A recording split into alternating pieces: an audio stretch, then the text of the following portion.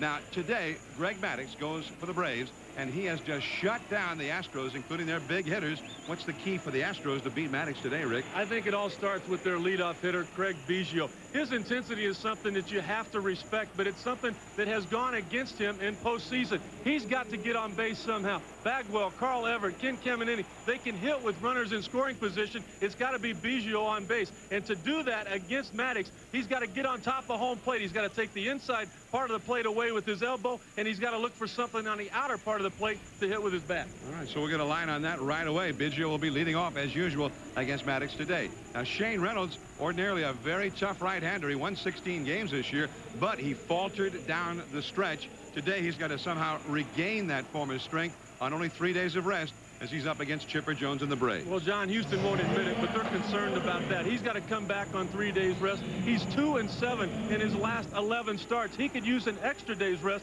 not coming back that much sooner. And as you said, Chipper Jones is the key. He cannot make the same mistakes the New York Mets made by pitching to Chipper Jones. You don't pitch to Chipper, though, you better know how to get Brian Jordan and Ryan Klesko out. All right, so everything seems to favor the Braves. On the other hand, what if the Astros win today? They've got 2 20-game winners laying in wait for the Braves, so we'll see.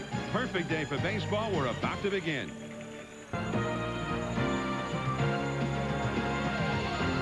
ESPN's coverage of the divisional playoffs is brought to you by the new Lincoln LS. Lincoln, American luxury.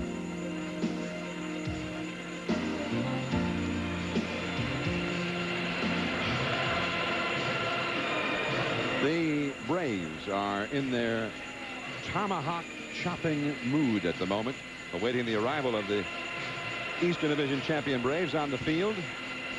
And one thing we have sensed here in this first round of playoffs the last couple of years with these Braves fans, it's almost, Rick, as though they are jaded by the Braves' great success here in the 90s, the most successful team in all of the majors in the 90s. As if they just figure, well, this is just the first round. These games are not all that interesting yet. And I guess you could hardly get more jaded than that. This is not a sellout at Turner Field, and not a sellout by quite a few thousand tickets. So it'll be interesting to see if the Astros, in effect, can get the Braves fans into this game. Well, I'm trying to figure out where everybody's at myself right now, John. I guess with Greg Maddux on the mound going for what would be his 20th win of the year, they figure it's guarantee win day. But the Houston Astros, for some reason, this morning came off to me as a different ball club than the club I saw last year against the San Diego Padres. They're a lot more confident. They don't feel like it has to be Bagwell and Biggio this year for them to win this ball game. They feel like there's some other people to pull on that rope along with the Killer Bees. Ken Caminiti is back, and he has had a hot bat. In fact, he's in much better shape this October than last October when he was with the San Diego Padres. Larry Dierker, the Astros manager, has brought his club to the postseason for the 3rd consecutive year. And here is the Pepsi batting order now for the Astros. Craig Biggio leads off inside second base. Bill Spires, right field. Jeff Bagwell, top MVP candidate. What a year he had at first base. Carl Everett, who really blossomed this year, his best year. He's a switch-hitting center fielder. Then Ken Caminiti. And in the last 32 games, 34 runs batted in. He hit a spectacular home run in their clincher on Sunday at the Astrodome. Darrell Ward, and we'll talk more about him later, but this guy is the real package, one of the top young prospects in the game. Tony Eusebio, the catcher, Ricky Gutierrez, the shortstop, and Shane Reynolds, the pitcher, is batting 9th. On the mound, the perennial winner, a 4-time Cy Young winner, and he has been here so many times. One of the great pitchers of his time, maybe the best, Greg Maddux. You know, he doesn't take anything for granted either. Talking with him yesterday, he feels like this is his first playoff game. The excitement is there, the intensity's there. He said, if it ever leaves me, he said, I'm going to get out of the game. Well, Maddux, who lost his final game last Wednesday to the Mets, finished up 1 game away from that 20-win plateau. Andrew Jones out there in center field is the first thing that jumps out at you. Greg Maddux says that on a daily basis, he saves their ball club 1 run defensively. On a good day, he'll save them 3. So here we go in the long shadows of October. And it's a called strike to Craig Biggio. This is really a great day to be a pitcher in this ballpark. A great time of day as Craig Biggio and the Braves' Ryan Klesko both were talking before the game. You just can't see the ball. You've got to score early right now. You can see that shadow just creeping over the batter's box. In the right field, drifting over, Brian Jordan.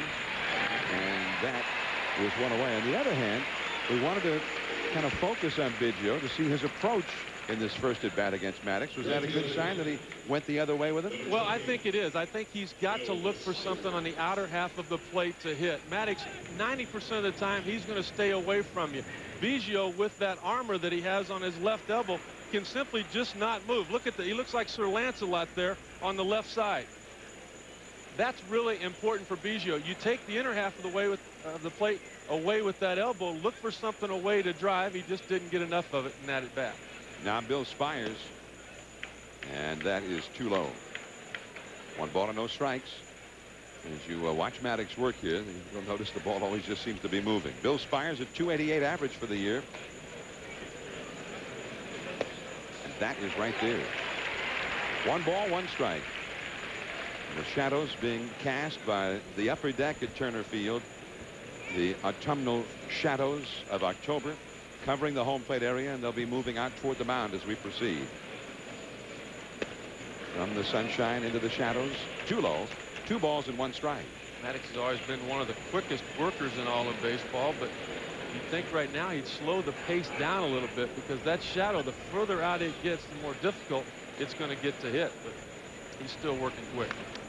Half swing and a foul by Bill Spires. 2 balls and 2 strikes. Spires in there instead of Derek Bell today, with the right-hander going. As we take a look at the shadows you're talking about.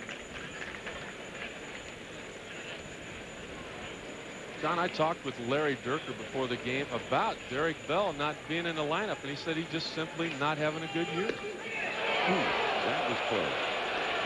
Maddox thought he had him on the outside. Derek Bell, who's looking on today.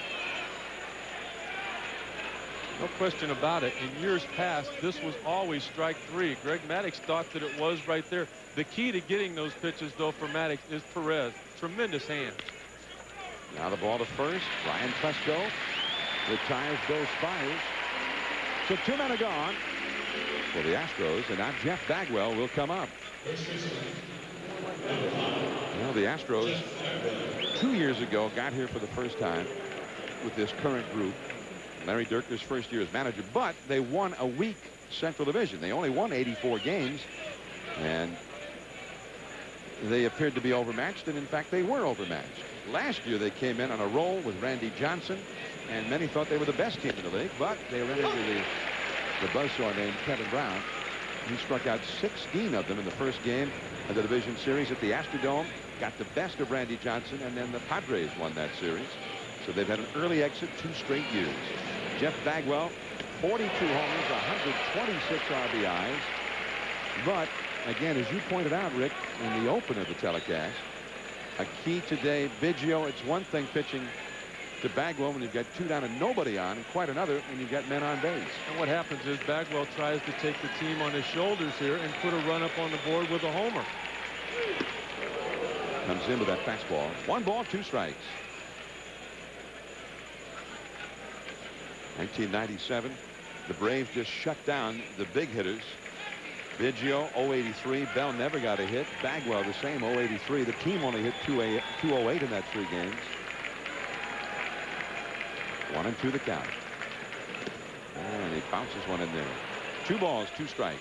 Bagwell was telling me before the game, too, that he needs to be more patient at home plate in situations like this. Take the base on balls, because the 2 guys coming up behind him can be productive. They got some thunder in their bats. Everett with a big year himself.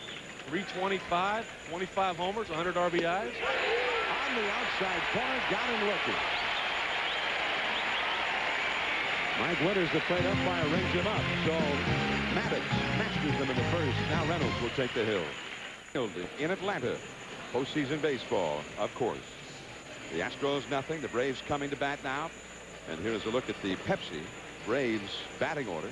It'll be Gerald Williams in left field, then Brett Boone at second base, both with power, but lacking when it gets to just trying to get on base in front of the big guys. Chipper Jones, who had impeccable September MVP credentials, as in particular down the stretch, he just ruined the Mets in that first 3-game series that plunged the Mets into their 7-game losing streak. Then Brian Klesko at first base, Brian Jordan right field, Andrew Jones center field, Eddie Perez the catcher, Jose Hernandez the former Cub at shortstop, and Greg Maddux the pitcher is batting ninth. And on the mound for the Astros, right-hander Shane Reynolds, who's had fair success against the Braves in the past, but not much success against anybody in September this year. Well, for me, John, if the Astros are going to have any chance at all, he has got to step up today and give them at least 6 good innings. Keep them in the ball game, possibly get the lead to that bullpen, and in particular, Billy Wagner, who has been perfect all year long with a lead after 8 innings. 16 wins, 14 losses for the year. Gerald Williams, who is a very aggressive hitter, hits the first pitch foul. Williams, 17 homers, 68 runs batted in, but his on-base average is only .335, which is very, very low for a leadoff man. Brett Boone is on deck. No score as we are getting started. Last of the first in Atlanta. On the outside corner, beautiful pitch at the knees. 0-2. There's Bobby Cox. He has guided the Braves to 100 victories for 3 consecutive years. He is only the 3rd manager in this century to do that. That ball just fouled at the plate by Williams. The only other 2 managers who had 3 consecutive 100 victory seasons, Connie Mack, 29, 30, 31, and Earl Weaver of the Orioles, 69, 70, 71, and both of them in the Hall of Fame. Well, the Atlanta Braves players will tell you that if Bobby Cox is not the manager of the year this year in the National League, there shouldn't be an award. This has been a hard-earned division title for them, unlike the ones in the past. They ended up winning it by 6.5 games over the Mets, which makes it look deceptively easy. They had 103 wins, but on the other hand, as Chipper Jones is in the hole, he'll be up 3rd in the inning. On the other hand, they were only 1 game ahead of the Mets when they had that fateful series against them here with about a week and a half to go in the season. And from that point on, they were unstoppable. They just clobbered the Mets. And they thought, as Walt Weiss said before the game today, when they left New York last Thursday, having beaten the Mets again, they won 5 out of 6 for New York. They thought they had seen the last of the Mets. They were stunned that it's the Mets and not the Reds who won the wild card. Yeah. Williams hanging tough in there as Reynolds has been unable to put him away. Still 0-2. Still hard to believe that the Cincinnati Reds went to Milwaukee and were not able to play better in that series. They basically gave that wild card back to the New York Mets when they went to Milwaukee and struggled. 0-2 to Gerald Williams. In the dirt.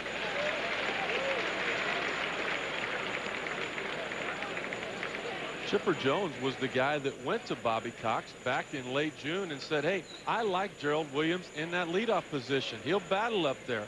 His on-base percentage, not what you'd like it to be, but he's getting his money's worth in this at bat. And he's got a base hit.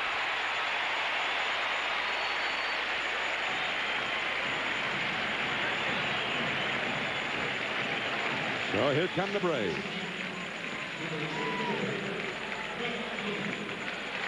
Defensively for the Houston Astros, Darrell Ward out there in left field is a big question mark. He's an everyday first baseman that's been asked to play the outfield. He's lost a lot of weight. Carl Everett out there along with him is going to be expected to cover a lot of that outfield. You got an infielder and Billy Spires on the other side of their center fielder. That's Darrell Ward out in left field, the son of Gary Ward, longtime major leaguer, excellent big league hitter. Boone to shortstop. The second one. Biggio to first. Double play. So just like that, after an 8-pitch battle from Gerald Williams and then a single, Brett Boone, first ball swinging, hits into the 6-4-3 double play. Hard for me to believe right there that Boone would swing at that pitch. If you get the one you're looking for, yeah, go ahead and take a rip at it. That obviously not what Boone wanted to see. He was trying to extend on something away. Reynolds ran the ball back in on him. And now the perfect situation for Shane Reynolds. Chipper Jones up there, nobody on, and you can be careful with him. I wouldn't be surprised to see Reynolds try to move him off home plate at some point in this at bat. He starts him away with a sinker. 1 ball and no strikes. Chipper Jones really established his MVP credentials in that first 3-game series with the Mets a couple of weeks ago. 4 home runs in those 3 games. And that's too low. 2 balls and no strikes. And all 4 of them put the Braves ahead in games. Not just that he hit the home runs, which was impressive enough, but when he hit them, each one a big one. And he's too low. Well, I think he's taking your advice here, Rick. Well, I would like, you've got to pitch to him at some point during this series. There's going to be people on base. And to pitch to him, you want to be able to get him out away. To pitch him away, you got to keep him honest in. And Reynolds has not done that. Chip is swinging away and swinging deep into left. It's playable for Ward. Now moving quickly over to his right, and he makes the catch on the edge of the shadows. Chipper Jones retired. 3 up, 3 down. Everett, Caminetti, and Ward coming up for Houston. Nothing. There's a guy who is well stocked in foam tomahawks. There's a swing and a miss. Maddox throwing what's that, a cutter or a slider up and in? Good little cut fastball up and in on the hands of Everett. He's right on top of home plate. I mean, if we really had the drawing of that inside line of the batter's box, he's probably out of the batter's box. And you take a look, there's times that he'll put that right knee on the inside corner with his stride. There's a bunt. Perez going to have to hurry. He is much too late. A base hit for Carl Everett. There's a little bit of a different wrinkle. Caught him by surprise. Everett coming back from an incredible year. Even though he had injury problems, he drove in 108 runs with a .325 average. Well, they liked his ability when he was with the New York Mets. It was him as a person that they weren't real sure about. And Jeff Bagwell tells me that he's been just the opposite since he got to Houston. He's been the type of person that they wanted. He's obviously done a lot of things as a player. And right there, he just took advantage of Eddie Perez. Eddie Perez has tendonitis in both of his knees. Going to have surgery on the left knee at the end of the year. He just can't move. Ken Caminetti. Now, Caminetti missed much of this season because of injury, but he is very strong and very healthy right now, hitting .286 overall. But down the stretch, as we showed when we gave you the batting order, he became the big RBI man. 34 RBIs in the last 32 games. And back to first, Carl Everett. Now, Everett is also a guy who can steal a base. He has 27 steals this year. And this is a multivariate attack from the Astros. They've got some power, but they also have a lot of speed. Biggio, Bagwell, and Everett can all steal a base. And the count, 2 balls and no strikes to Caminetti. Well, it's a perfect running situation right here. If Maddox were to throw a fastball, you would imagine it would be in the strike zone. Very seldom does he walk anybody. So if it's a fastball that's in the zone, Caminetti's going to take a swing at it. He'll probably put that in play. If it's a changeup, that's the pitch that Carl Everett wants to run on. It's the more difficult pitch for Perez to get a good throw off with. But what happened in the division series last year against San Diego, Houston, when they did get on base, they looked like they were afraid to run. That one moving off the outside. It's 3-0 to Caminetti, who broke into the big leagues all the way back in 1987 with the Astros. And he has faced Greg Maddux many a time over the years. He's had 84 career at-bats against Maddux and has a .286 career average against him. There goes Everett. And it was ball 4. You don't see that very often, a guy taking off on 3-0. I don't really know why he wasn't trying to run on 2-0. Maybe it's just the fact he knew Maddux wasn't going to pay any attention to him. All of Maddox's focus was on trying to throw a strike to Caminetti. And that'll distract you sometimes as a pitcher, because when the runner breaks, the first baseman yells, "There he goes." In a lot of situations, you're ready for that as a pitcher, and it doesn't affect you physically. That might have thrown Maddux off just a little bit, and the reason he threw ball 4. Now here is Darrell Ward, the impressive rookie. Tommy McCraw, the veteran hitting instructor for the Astros, it was just effusive in his praise of Darrell Ward. I mean, he said this guy is the real package, and he knows how to play. Coming up in a baseball family, he grew up around the game, his dad being a former major leaguer. And that is too low, and he had the big hit in the clinching game on Sunday. A bases clearing double into the alleyway at the Astrodome. He's big and strong. And what Tom McCraw likes about him is that he files things away and builds a very quick book on pitches. 1 ball, no strikes. 2 on, nobody out. And Maddox is in trouble, and we're seeing a very patient look from the Astros here in this inning. And when I talked to Jeff Bagwell about Darrell Ward as a hitter, the first thing he says to me is he's quiet. Real short stride, real compact, a lot like Tony Gwynn, yet Darrell Ward's the type of guy that's going to hit 30, 40 home runs a year. On the outside, 2 balls and a strike. You look at Jeff Bagwell's numbers, hit over 300, 42 homers, 126 RBIs, and he says when he comes to camp next year, he wants his stance to look more like that of Darrell Ward. That's how much respect they have for this guy as a hitter. 2-1 the count. Everett at second, Caminetti at first. Along the left field line, slicing back and just into the first row of the seats with Williams, the left fielder, Chipper Jones, the third baseman, giving chase. 2 balls and 2 strikes to Darrell Ward, only 24 years of age. Greg Maddux, second in the league in walks for 9 innings allowed, second best. But the Astros have been very patient with him so far. And he's been out of the strike zone quite often. 2-2. Pulled foul on the first base side. Still 2 balls and 2 strikes. Ward was with the Detroit Tigers and was part of a huge deal between these 2 ball clubs in June of 1994. Take a look at the grip right there. It's a little cut fastball that he ran in on to begin with. This is the 2-seamer that's going to come back. And look at Ward. You see a lot of left-handers that'll give right there. They'll jump back off of that pitch that starts out at him. Ward was all over it. And he got him on one in the dirt.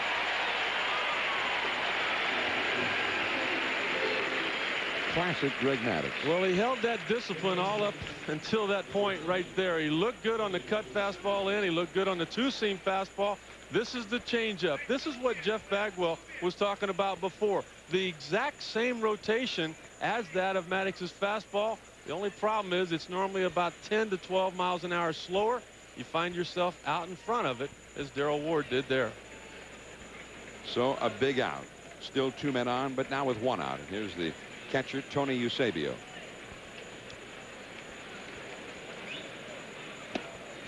Just missing on the outside. Eusebio is hitting .272, 4 homers, 33 RBIs. He's a big guy, but not a whole lot of power.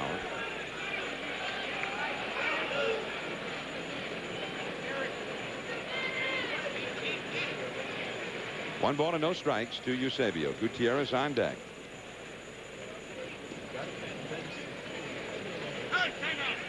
And time taken. That's a good job right there on the part of Carl Everett. By distracting Greg Maddux, he's going to bring those middle infielders closer to him at second base. When you've got 1 out, you've got a slow running catcher at home plate. As an infielder, you'd like to play as deep as possible. They're not able to do that because of Everett's speed.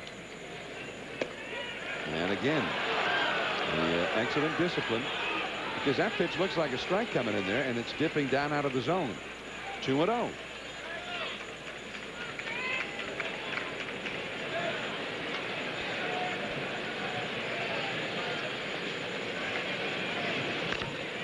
That's a foul just off to the left.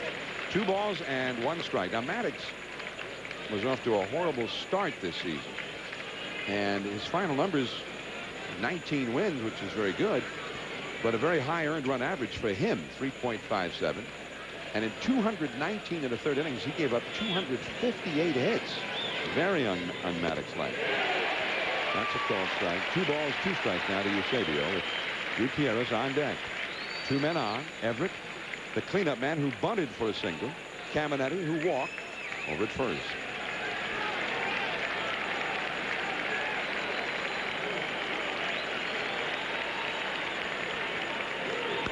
And Eusebio fouls that one high in the air off to the right and into the upper deck. 2 balls, 2 strikes. Maddux, the other day in New York, going for his 20th win, got just annihilated by the Mets, who at one point had 8 straight hits against him, putting together a big inning. Olerud hit a grand slam. After the game, he said, hey, it's a funny game. I probably had one of my worst years, and I almost won 20 games.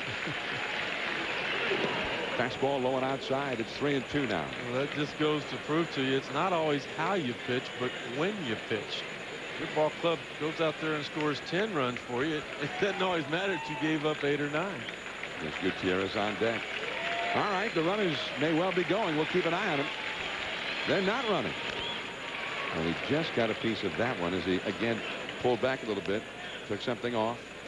Still 3-2. Now I'm surprised they weren't running. I am too. Everybody always talks about the control of Greg Maddux, and they think that he can move the ball in and out at will. The thing for me that he's always mastered and done the best is that he can change speeds at will. Even though it's still in the heart of the plate, he'll add a little bit to that fastball. He can pump it up to 90 miles an hour. He can take a little bit off that changeup, back it off to 68, 70 miles an hour if he wants to, and he's not afraid to do it in any situation or in any count. Eddie Perez out to chalk the Maddux now. 3-2 the count. I had an interesting conversation with Perez about catching Maddux, because he says sometimes he'll call for a fastball. Maddux will nod his head and then throw a changeup. At which point Eddie's mad, because he's not mad at Maddux, but mad because he didn't think of that. Because he said when Maddux throws it, it almost always works. Runners again don't go. The ball is lined into center field, a base hit. Everett will come around to score. Caminetti stops at second, and the Houston Astros have taken a 1-0 lead on the clutch base hit by Tony Eusebio. Well, it was a 3-2 changeup to Eusebio that he was just able to get a piece of and foul off. Greg Maddux says, all right, the hitter may make an adjustment. He's going to stay back a little bit. That's not what happened. Eusebio's still looking for the fastball. See Perez sitting in right there. It was a fastball, but when your catcher's sitting in and he reaches back across the heart of the plate, that's a mislocation on the part of Maddux and the reason for the lead with the Houston Astros. Now Ricky Gutierrez. The Astros have a run on the board. Too low. And again, batter after batter taking that pitch that dips down out of the strike zone as they have started to create this inning. Well, I think what really created was the bunt base hit on Everett that put Greg Maddux in the stretch. He's more comfortable out of the windup. Again, dipping low. 2-0. So Everett, the cleanup hitter, did something very unlike a cleanup hitter. I don't see Big Mac doing that too often. He bunted, and it worked and started this rally. Well, Big Mac hits third, though, so that's true. If he hit cleanup, he'd bunt more. He'd be a bunter. It is 3-0 to Gutierrez. The pitcher, Shane Reynolds, on deck. And I'd like to see the look on the third baseman's face as the manager told him to move in because Big Mac might bunt. No, I'm sorry. Won't happen.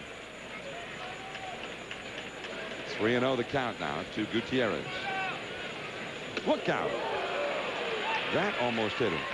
Ball 4. Either way, he's to first base. And to Caminetti to third, Eusebio to second. The bases are loaded. There might have been a little bit of purpose behind this pitch right here. Greg Maddux just glaring in at the home plate umpire Mike Winters. The count was 3-0. Maddux might be saying, if you're not going to call what I think is a strike, rather than put another base on balls up there against my total, I'll just hit him. Well, Maddux has walked 2 in the inning. He has thrown 25 pitches in this inning. 11 strikes. Shane Reynolds, who's a pretty good hitter. That is called a strike. Shane Reynolds with 14 RBIs, the most in the majors. He had 11 hits, but 2 doubles, a homer, and 14 batted in. So he's a threat. Bases loaded. 1 run in right now. The Astros thinking of more. Biggio is on deck. And starting down the line is Everett. And they got him. Did he get him? Yeah, he did. Chipper Jones ended up in a foot race with, I say, Everett Caminetti. And they get it. The other runners move up. Right there is where the advanced scout of the Atlanta Braves is going to have a job for the next couple of years. They must have picked up the sign either coming from Larry Dierker to the third base coach, from the third base coach to the pitcher at home plate. or they could have picked up the answer. When the third base coach, Mike Cubbage, puts on the suicide squeeze, the hitter has to give him an answer. Whatever Reynolds did right there set off something in the Atlanta Brave dugout. They pitched out and picked up the big second out. And strike two. 1 ball, 2 strikes. So the busted suicide squeeze, and the Atlanta Braves with a bit of intelligence from their scouts. The curveball, he threw his bat at it. Over to first is Hernandez for the out. And what could have been a disaster for Greg Maddux and the Braves ends up with just a 1-run score. Klesko, Jordan, and Andrew Jones coming up. So much more, but with the pitcher up there, the suicide squeeze was put on, and the Braves saw it coming. Well, you know where the suicide squeeze sign comes from. It comes from manager Bobby Cox. It was on right there. Caminiti right there at that point wanted to get back to third base, but when he went down, he had to put his left arm down. He knew he was caught in no man's land. They have tried to get him healthy all year, in particular from the waist down with his legs, his knees. That's the last thing Larry Dierker wanted to see, was his third baseman caught in a rundown right there. Look at the stopping, the going, look at the knees, look at what happened. The hamstring gets tight right there. Right now he's just hoping that Ken Caminiti is not only going to be able to finish this game, but be healthy for the rest of the series. John, just to finish that thought, the reason the hitter at home plate has to put on a sign and answer to let the third base coach know that he got the suicide squeeze. You don't want that guy coming down the line and your hitter taking a full swing. That's why you give the answer. Shane Reynolds has just got to be a little bit better actor the next time he gives the answer. Brian Klesko, and that's ball 1. Very powerful left-handed hitter. Last year, he broke open the first game of the division series when the Chicago Cubs were here with a big home run. Shane Reynolds off the outside, 2 balls and no strikes. By the way, back in August, when the Astros were here the last time, it was Maddux up against Jose Lima, and the Braves won the ball game. That's 2-0, 3-0 now to Klesko. Brian Jordan on deck. In that game, there was not a suicide squeeze, apparently, but or either there wasn't or there was. Anyway, Carl Everett took off from third base, and the batter let the pitch go, and Everett ended up same way, out there in no man's land and tagged out. So history repeats itself here for the Astros. That's 2 busted suicide squeezes in this ballpark this year.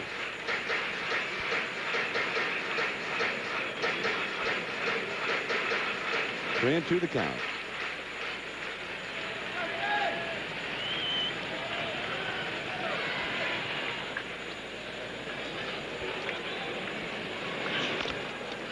Toward the middle, Biggio, long throw, and he's just in time. Klesko hustling up the line, made it very close. We mentioned Greg Maddux and his great control, 2nd in the league. Shane Reynolds is number 1 in the league for control. Take a look at Klesko right there. You're looking at a guy that used to come out of his shoes with every swing. That's just one of the influences of Don Baylor on that club. Don Baylor says you got to cut down on your strikeouts. You got to put the ball in play more often. And because of that, his average went way up, and yet his power numbers not really affected. Brian Jordan, ball 1. Jordan, who's got problems with his right hand and his right wrist. And at one point, it was getting so bad, he'd had numerous cortisone shots, that his swing was getting worse and worse. He said it was as much mental as physical because he feared the pain. And he stopped really having that regular Brian Jordan swing, was not hitting with any power. His average was plummeting. He was not driving any runs in. And at one point, it looked like he was just going to be shut down for the year.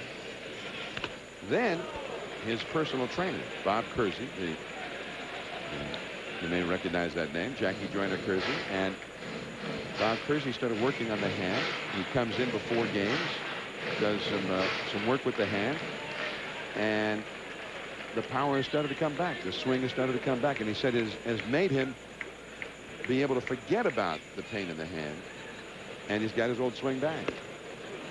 2-2 the count. I said, well, what is it that Kersey does? He said, well, he just kind of manipulates the hand around. It's excruciatingly painful. It hurts me. He says what he really thinks he does is he hurts him so badly that the rest of the pain just now fades away. Through the middle, but there is Biggio. That ball hit the mound. And Biggio throws out Brian Jordan, out number 2. More baseball. This is the first day of the 1999 Division Series in baseball at 8 o'clock Eastern, 5 Pacific on NBC tonight.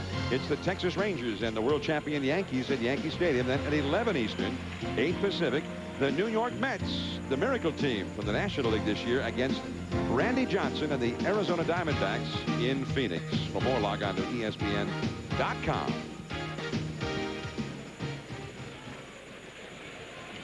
2 down, Andrew Jones, the hitter. Andrew, the young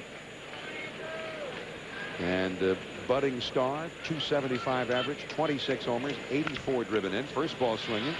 Caminetti. They got that great arm. Getting the speedy Jones. 3 groundouts. 1-0. Astros, top of the order coming up. Biggio, Spires, Bagwell. ESPN's coverage of the divisional playoffs is brought to you by Transamerica. The people in the pyramid are working for you. And by Eddie Bauer, outdoor outfitter since 1920. Perfect day for a ball game in Atlanta. This is John Miller along with Rick Sutcliffe. First ball swinging, Craig Biggio lifts a high foul off the third base side. Chipper Jones comes over, but it is in amongst the customers. 1 strike to count. Very fine play by Kent Caminetti to end the Braves' second inning. And Rick expressing concern about his hamstring after that busted suicide screen, but he looked pretty fluid there. Real good right there, able to go down and get that ball. And as you said, John, once he gets it loaded in that gun of his, you're out. There's a changeup. Biggio swinging over it. 0-2 the count. Craig Biggio, one of the top leadoff men in the game. 294 average this year. 386 on base average. You see how they play him. Chipper Jones is over near the line at third. Oh, right there in the outside corner. And Maddox dispatches Biggio on just 3 pitches. 1 down in the third. Hard to tell from here what the conversation was about, but as Greg Maddux went to the mound, he had a little conversation with home plate umpire Mike Winters. I might have said something like, Mike, I know the shadows are here. I know the hitters are having a tough time seeing the pitch, but are you having a tough time too? A lot of those pitches are pretty close. They look like strikes to me. We'll see if home plate opens up from this point on. Bill Spires, the hitter, grounded out his first time. And that's a foul up the first base side. And Maddox threw a lot of pitches in that second inning in particular. More out of the strike zone. He threw 29 pitches than in the strike zone, which is very, very unusual. And the biggest pitch of that inning he threw was out of the strike zone. It was the pitch out that was called by Bobby Cox. Too far in with the cut fastball. 1 ball and 1 strike to Bill Spires. Jeff Bagwell is on deck. 1-0. The Astros are ahead.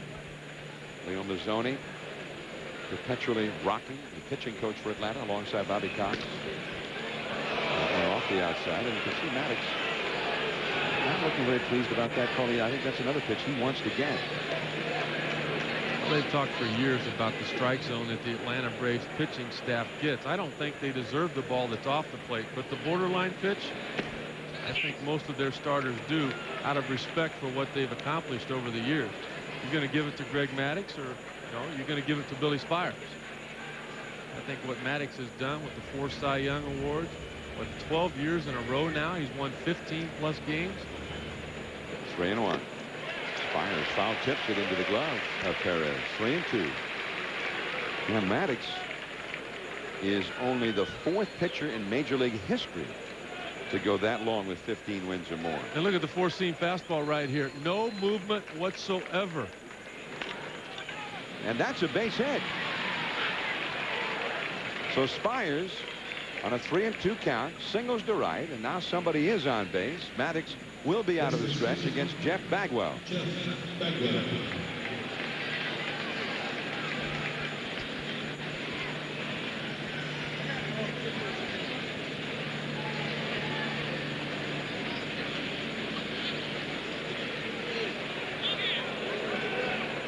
Cy Young did it for 15 consecutive years, win 15 or more. Gaylord Perry did it for 13.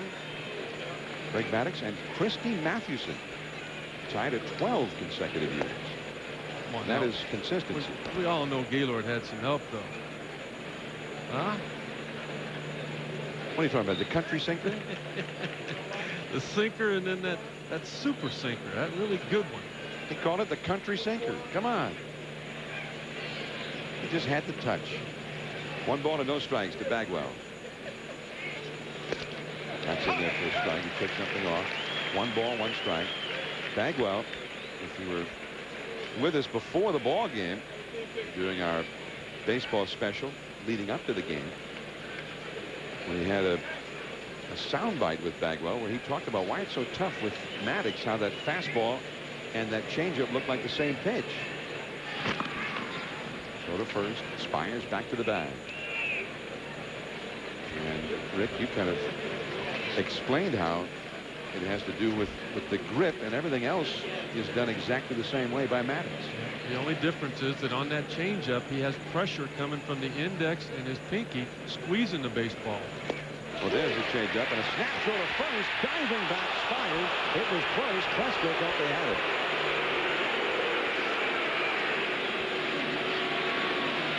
Nice throw by Perez, and he almost got it. This is just another one of those reasons why Greg Maddux loves throwing to Eddie Perez. He just does not miss a thing. We're talking about a guy that's going to have surgery the day after the season ends. Look at the grip right there of the changeup. It's basically a 2-seam fastball. See the movement, the lack of velocity because of the 2 fingers that are on the side of the baseball. That's where most of the pressure goes. And with the resistance coming out of the hand, that's the reason the velocity is way down. But is the key to it then that it's from the same arm angle, it has the same kind of movement and rotation, and everything looks the same at just a slower speed? Your delivery has to look like that exactly of your fastball. That's the key to any off-speed pitch, John. You can get away with a hanging changeup, a hanging breaking ball, if your delivery looks like that of your fastball. Hitters know that when you do something different, you drop your arm, more times than not, they'll slow down to try to get out front. They know it's not the fastball. They don't know what it is. That one to center. Easy play for Andrew Jones out in the sunshine. Out number 2. So Bagwell is 0 for 2. Bagwell, who's done reasonably well against Maddux in regular season play in the past, but not in October. Not for him, not for any of the Astros. You can see right there he had the 2 fingers on the side of that baseball, and Jeff Bagwell just out in front of it once again. So 2 down. Bagwell is now 0 for 2. Craig Biggio is 0 for 2. Spires still at first. The Astros lead 1-0. Here is Carl Everett, who had a bunt single his first time. And that's right in on him. 1 ball and no strikes. Everett has had 9 hits in 26 career at-bats now against Maddux, so he's had some success with him. Spires has had success, 8 for 24. Look at Brett Boone back there on that grass. There goes Spires with a big jump. And he's in there easily. The throw offline. Now, a base hit could mean a run for the Astros. That's the 11th stolen base of the year for Billy Spires. He's not a guy that normally is going to play every day, but because of injuries to other players and because of his production, he's in there in right field today. The base hit, now the stolen base. And the changeup, 2-1. And the biggest thing that Houston's going to try to do today off Greg Maddux, when they get somebody to second base, they're going to try to give location to the hitter. Spires will look at Perez and try to get him to move soon. And back with a high fastball out of the strike zone. 2-2 the count. You see the bat speed there, the bat track, 90-mile-an-hour swing, which is excellent. But maybe a pitch that they'd rather not see him swing at. That's where it was. 2-2.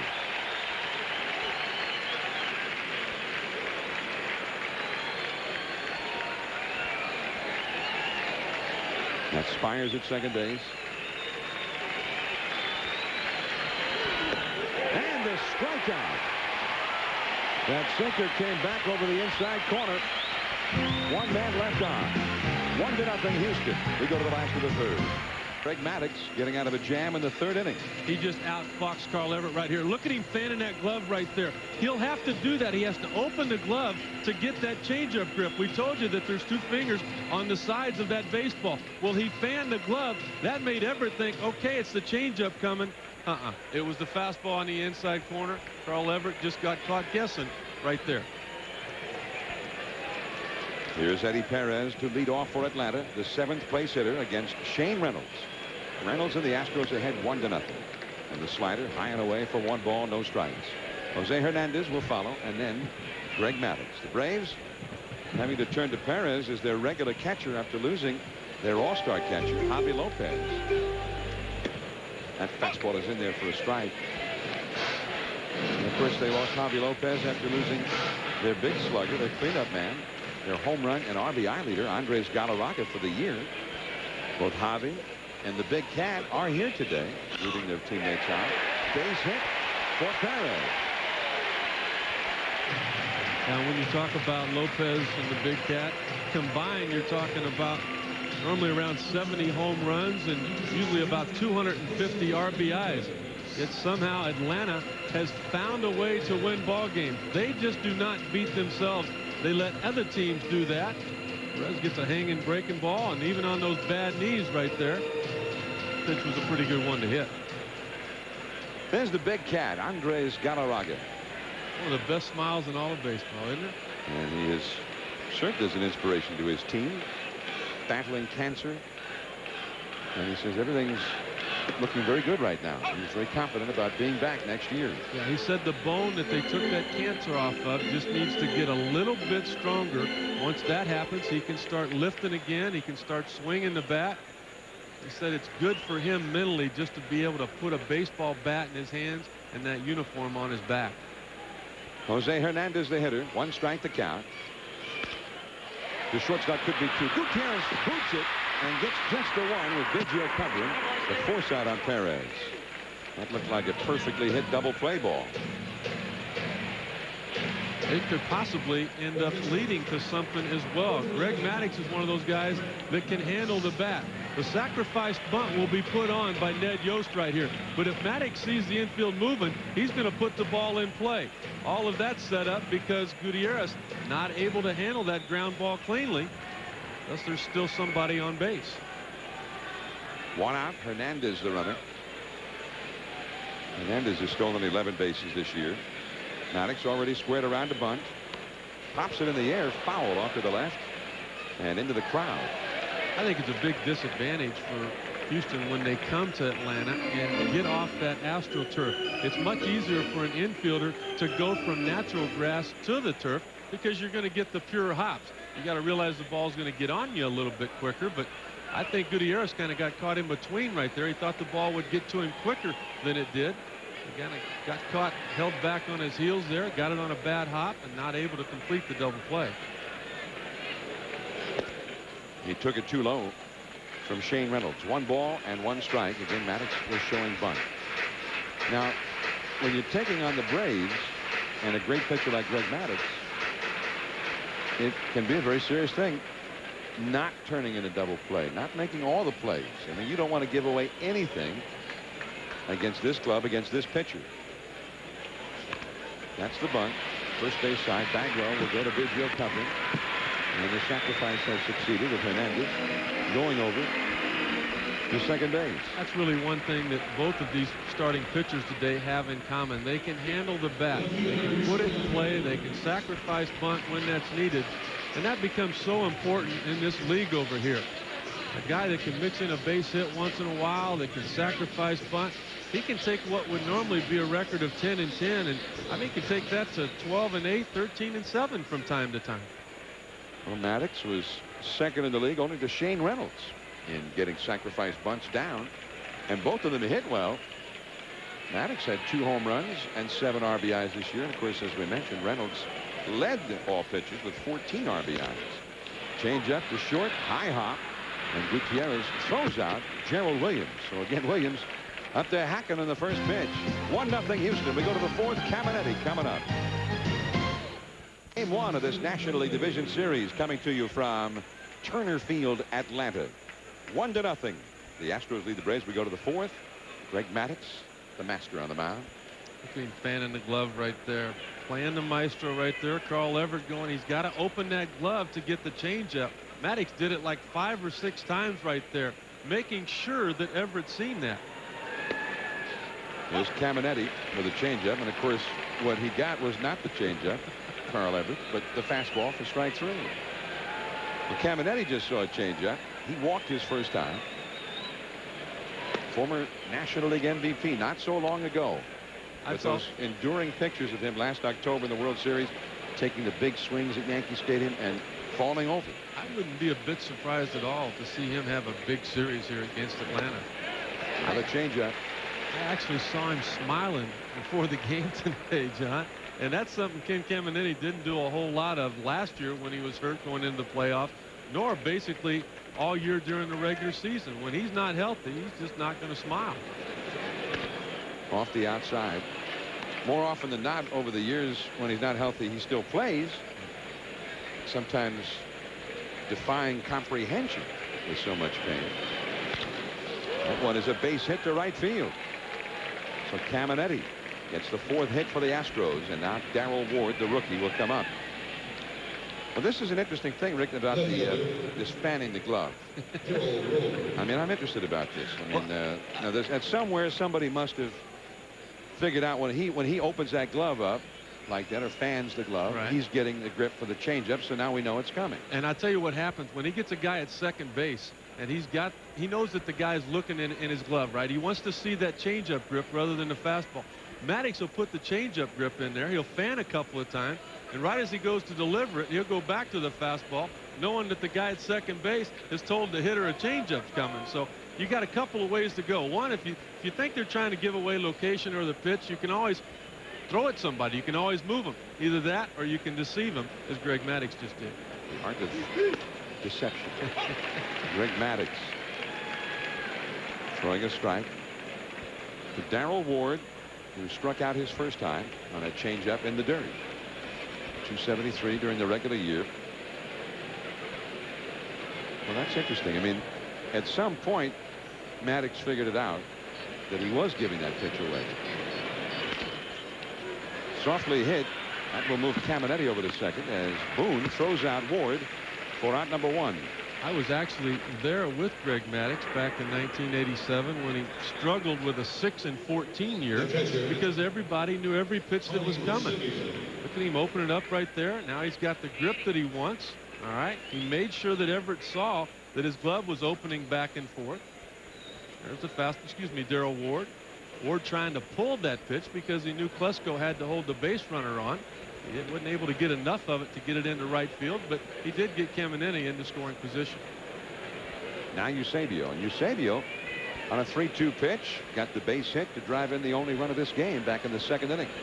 And he has had success in the limited time that he's faced Maddux. 5 hits, 14 career at bats against him. Nice pitch. Right there on the edge, right at the knees. Strike 1. Well, all of this, I guess, is part of the mystique of Greg Maddux, because you sit and watch him. He's not overpowering anybody. He doesn't have the greatest curveball in history. His slider doesn't make you shake at the knees. Brett Boone throws out Eusebio. Now Caminetti's over to third base. What he does do is beat everybody time after time.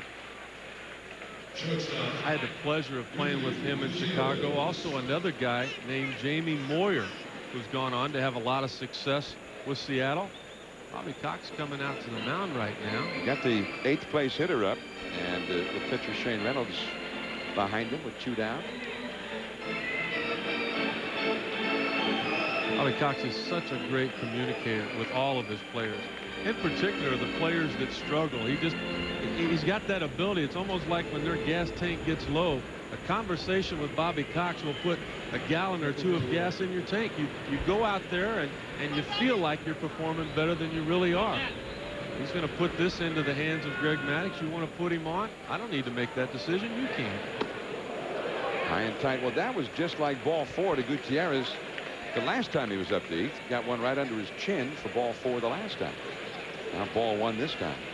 I've heard of guys in the past that had incentives in their contract for, you know, you don't walk anybody, we'll give you a bonus. You get to 2-0, 3-0, just hit the guy. So it doesn't count against the walk. Yeah, there you go. He's going to be on one way or another. Now Greg Maddux is going to go ahead and just put him on right here. And there's the intentional ball 3 with the pitcher Shane Reynolds on deck, 2 down, runner at third in the 4th inning. By the way, if, as you figure, Cox was given him the option, you would figure he did want to pitch to him because Gutierrez has had 4 hits in 30 at-bats against Maddux. He's never done well against him. One of the biggest thrills of my career, we were in Philadelphia and I was hitting against Steve Carlton. Well, Steve Yeager was hitting before I was, a man on third, only 1 out. Danny Ozark, the manager of the Phillies, motioned out 4, put Yeager on and pitched to Sutcliffe. Steve Carlton looked in there and said no. I went, yeah, he'd rather face Yeager than me. He just struck us both out. That's a strike on the outside to Reynolds. Had the old chest pumped out. I thought, man, you know, he'd rather face Yeager. Oh, well. 0-1 the count to Reynolds. Reynolds grounded out to short his first time, but in that at bat before the ground out, there was the busted suicide squeeze. The Astros had a run in. They had the bases loaded, 1 out. The squeeze was put on, but the Braves saw it coming. They pitched out, and no bunt, and Ken Caminetti was caught between third and home.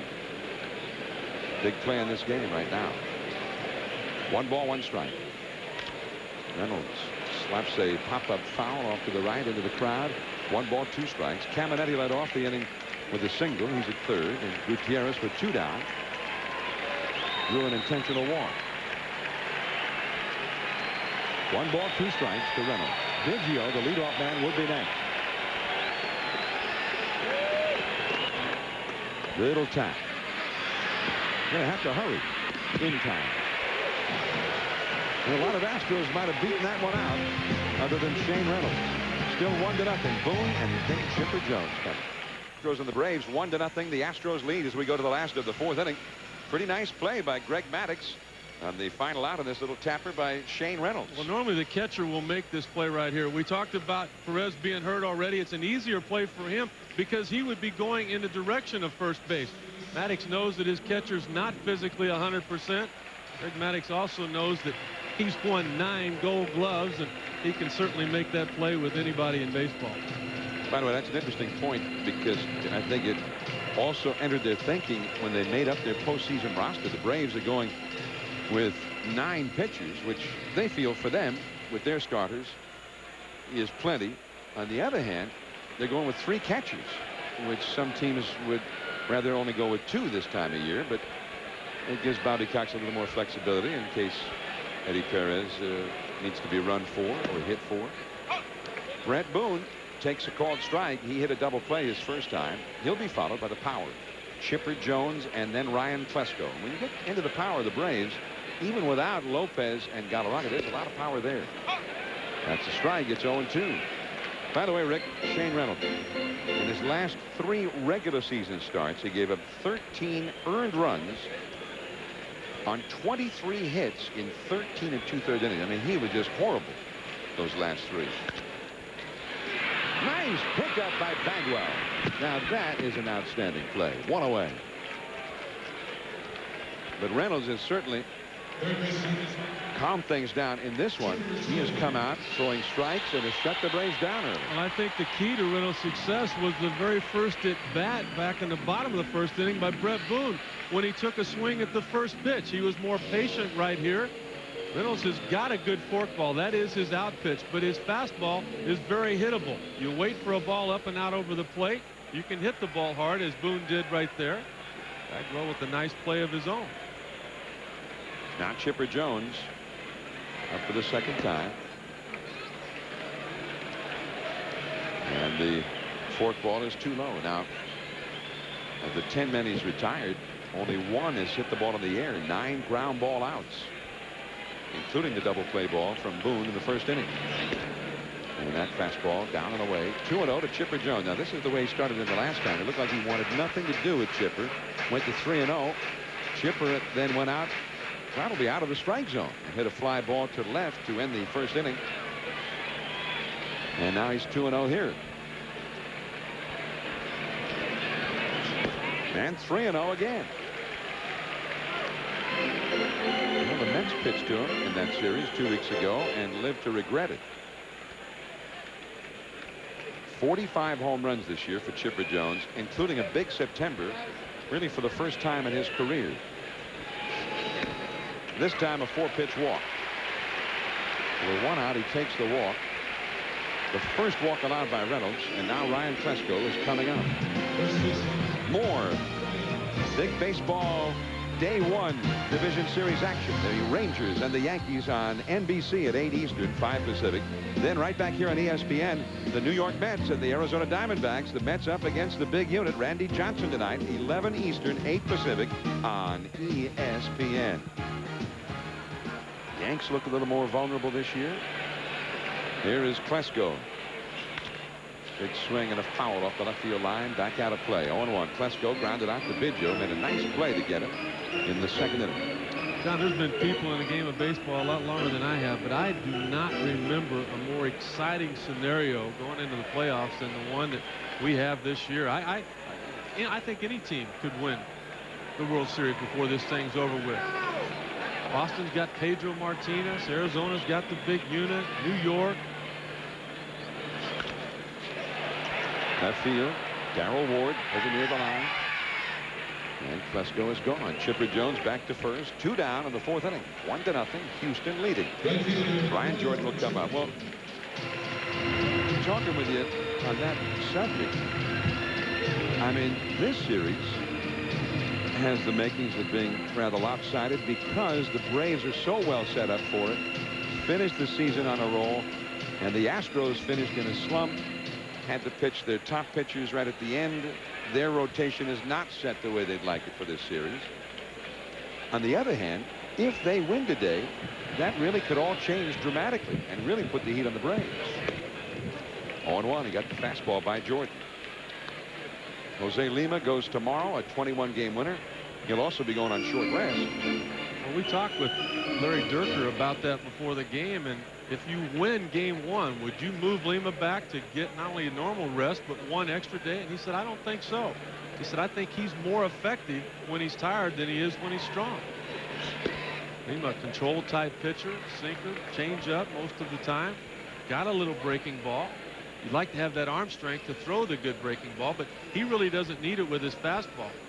The harder he throws it, the flatter it gets. Yeah, he said Lima seems to struggle when he's a little too strong and is overthrowing. Jordan pops it foul and back out of play. 1 ball and 2 strikes. Andrew Jones on deck.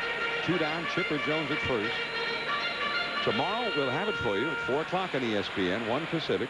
Jose Lima 21-10. Kevin Millwood 18-7. He is the little known name in this Atlanta rotation, but hitters in the National League would tell you he had the best year of all of them this year. It wouldn't surprise me to see Millwood get more Cy Young Award votes than Jose Lima does. He's been that dominating. 1-2 the count.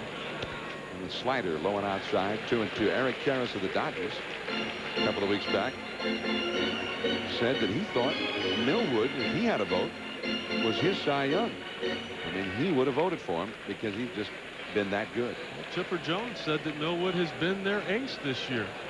Maddox struggled early in the year. Glavine has struggled. Smoltz has been hurt. Millwood's been consistent. Chipper Jones running. The ball fouled back to the screen. 2-2. Chipper will go back to first. I don't think if Brian Jordan was healthy, Chipper would be running in this situation. He's got 25 stolen bases coming into the playoffs. He can run. He designed himself this year to steal more bases. He wanted to get a little bit quicker from the belt down, stronger from the waist up. And boy, has he put together a package. I'm going to talk to him. I want to do the same thing. Wait till you see me next spring.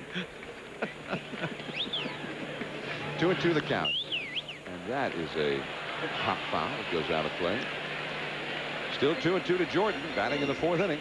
In the shadows here, looking into that bright hitter's background out there.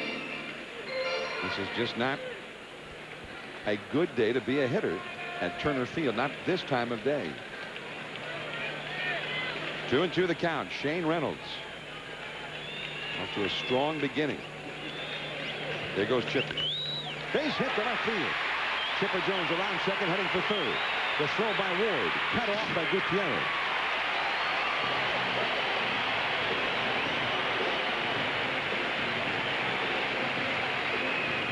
First and third, 2 down. John, you know, a lot of times getting from second to third base with 2 outs is not that big of a deal, but I think in this situation it becomes huge. Andrew Jones is up with a man on second base. You don't worry about that wild pitch. That's not going to cost you a run. Chipper Jones knew that. He had to get to third base. He took a chance, but he was able to not only take advantage of the lack of defense from the left fielder of the Houston Astros, Darrell Ward, but he knows that it takes away the strength of Shane Reynolds as a pitcher. He bounces that forkball right now. It gets away from the catcher. We got a tie ball game. You hang that forkball, Andrew Jones might put up a field goal with a 3-run homer. Jones 26 home runs in the regular season. Jordan back to the bag at first. Jordan, a fast runner. And of course, Chipper Jones, who got real quick from the waist down and real strong from the waist up this year. I'm using that from now on. And a fastball in there for a strike to Andrew Jones. 0-1. Andrew looking over. Third base coach Ed Yost for the side. Andrew grounded out to third his first time. Bobby Cox, his Braves are trailing 1-0 in the 4th inning. They have a threat. They're first of the game. Ooh, he went up after it. All right, it's 0-2. Well, he's been going up there after it. What do you do now? We'll climb the ladder routine. You start out with a fastball in the outside corner for a strike.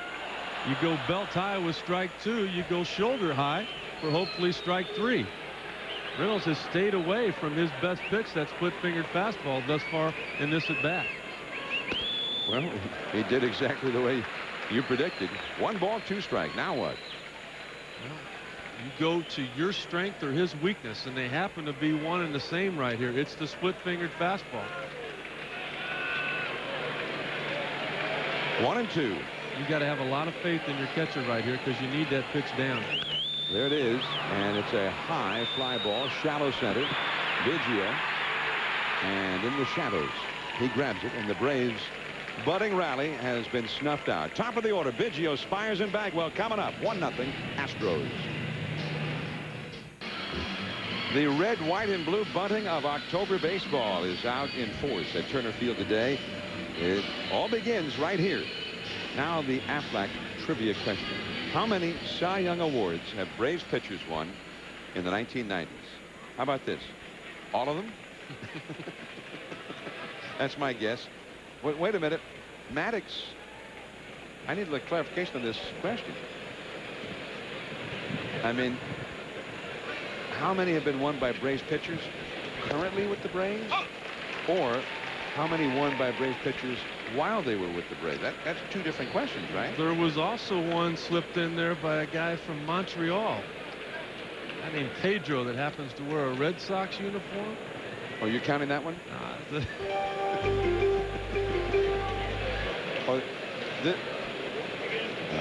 Craig Biggio, 0 for 2 in the game. Thrown out by Jose Hernandez. So Biggio has not been able to get on base so far today. And as we mentioned in the pregame, that's so important to the offense of the Houston Astros.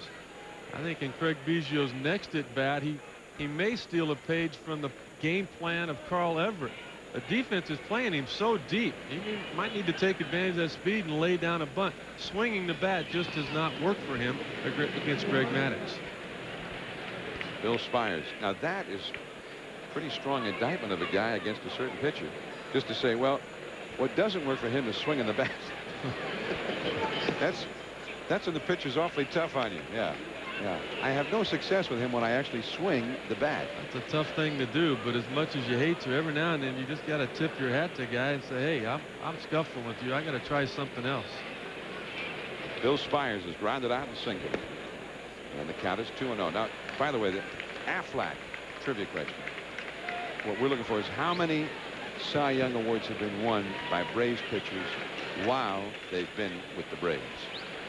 Who knew that this would be so complicated when we started? 3-0. And we spent half this playoff game talking about this question and what the actual question really was. Anyway, we know Greg Maddux has won 4, but not all with the Braves. And we're probably breaking open old wounds in Chicago, even bringing this up, right? Good buddy next door, Mark Grace, doing radio for ESPN. I think he didn't want to see Maddux in a Cub uniform. Strike 2, 3-2 the count now. To Bill Spires, Jeff Bagwell on deck. The Astros scoring the game's only run in the 2nd inning on a single by Tony Eusebio. Now, time granted at home plate. You mentioned Mark Grace. There he is with Jim Durham on ESPN radio. Hey, he's got his ESPN radio outfit on over there.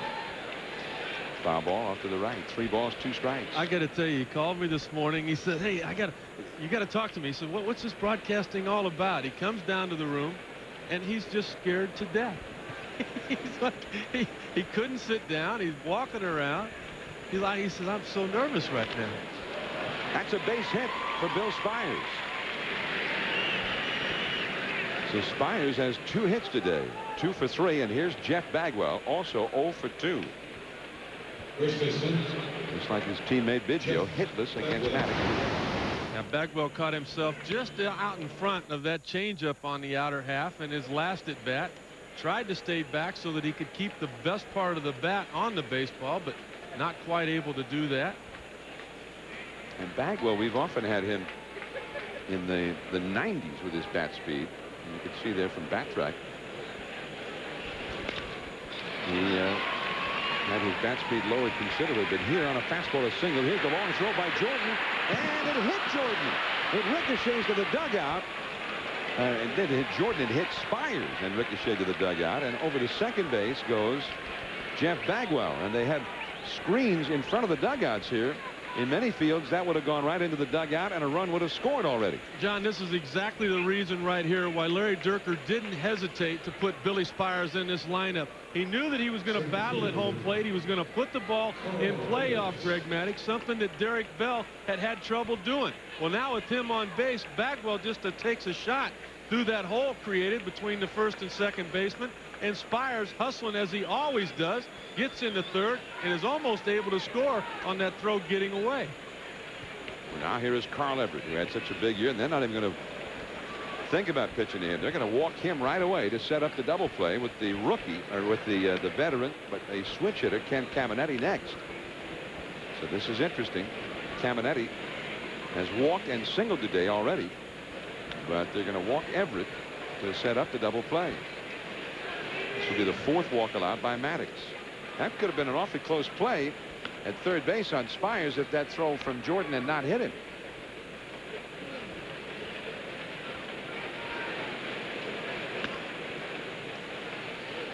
You got men on first and second right here. If Spires were to not hustle and create this situation, there's no problem. You pitch to Carl Everett. But now as a manager, Bobby Cox,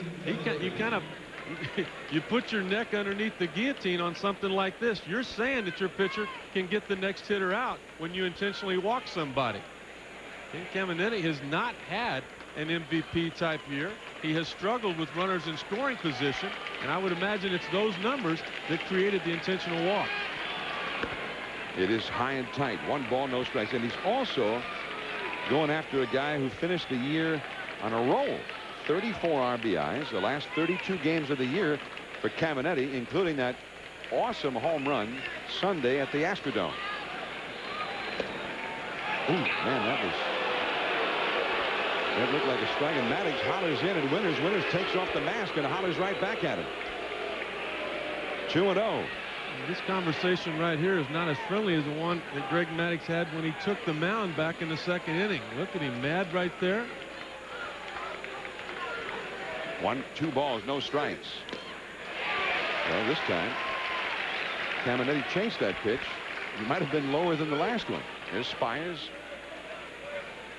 Bagwell, and Everett, the 3 runners.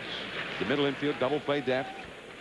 They walked Everett, hoping that Caminiti might hit the double play ball, I guess.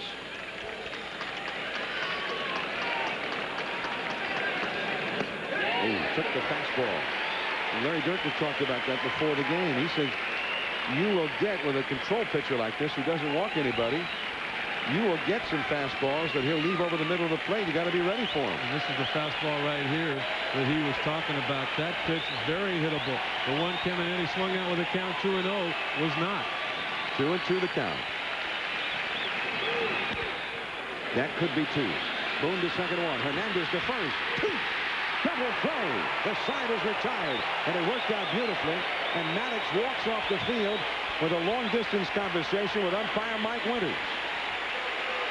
Well, we've been getting thousands of calls from all around the country for the Aflac Trivia question answer. How many not really. Not. How many Cy Young awards have Braves pitchers won in the 90s? Well, it's a lot. We know that. 6. Maddux won 3. Glavine and Smoltz. Maybe you already knew that. It's a lot. That's just the one decade. It means not many other teams have won that many. The Cubs, we know, won 1. I remember Maddux after he won 4 in a row, and 3 of those obviously coming with Atlanta. I was playing golf with him the day the 5th Cy Young Award was announced, and he ended up finishing second that year to Pedro Martinez. And I said, what are you doing playing golf? How come you're not sitting by the phone? He says, I'm not going to get a call. I said, you're kidding. I said, you got a shot at that thing. He says, no, I don't. He said, he's better than I am. I mean, that tells you the modesty of Greg Maddux. When you look at all those Cy Youngs and the numbers that he puts up over the years, it tells you why he's something special to baseball. Eddie Perez. He was lurching back out of the way of that sinker, but it was called a strike by Mike Winters. Mike Winters, that's becoming a controversial figure in Atlanta today. That's by design right there. Perez is trying to show up Mike Winters because he thought a couple of pitches last inning should have been called. Look at that. That's a strike. What's Perez doing right there? He's trying to create more fan attention on the home plate umpire. So you think that was on purpose? Oh, no question about it. Eddie Perez knows that the reason he's in the big leagues is the starting pitcher for the Braves today. Greg Maddux loves throwing to him.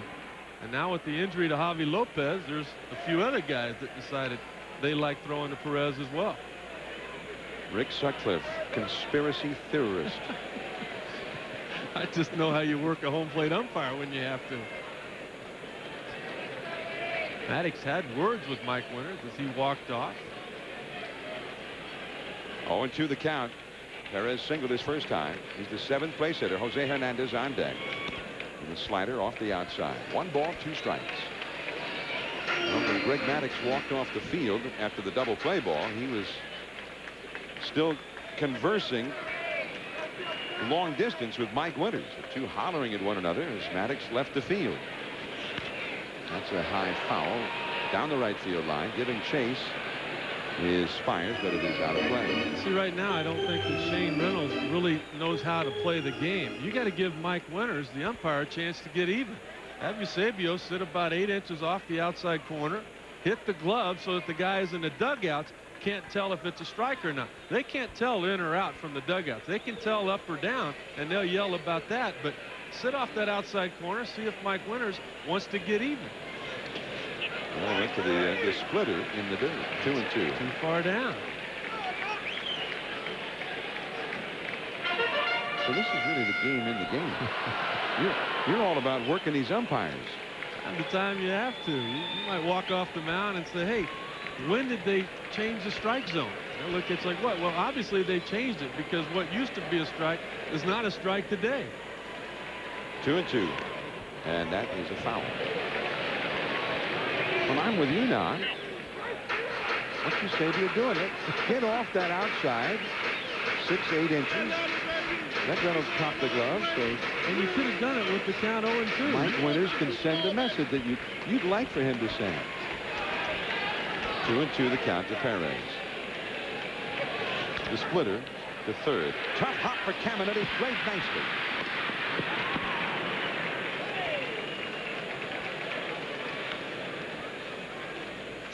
Caminiti was up there with the bases loaded and 1 out. And he had a 1-ball, no strike count against Maddox. He did not need to swing at that 2-0 pitch. That's the 2-0 right there, or the 1-0, excuse me. There was a strike Maddox thought. Now look at the one right there he takes. There's the changeup right there. Caminiti out in front. Inning over with. And then when he walked off the field, he had a few more words for Mike Winters. 1 out, nobody on. Jose Hernandez. Maddox on deck. That curveball hung up there, and it's a base hit to center. And that is the Braves' 4th hit of the day. They trail 1-0 in the 5th inning. Maddox to the plate now, with Hernandez at first. Not going to be a whole lot said in this at bat right here, is it? Maddox had the sacrifice bunt his first time. It's a game of emotion. Greg Maddux would like to not have said anything as he walked off the mound right there, but sometimes you just can't control yourself. He's regrouped right now, and a little bit of that credit needs to go to their pitching coach, Leo Mazzoni.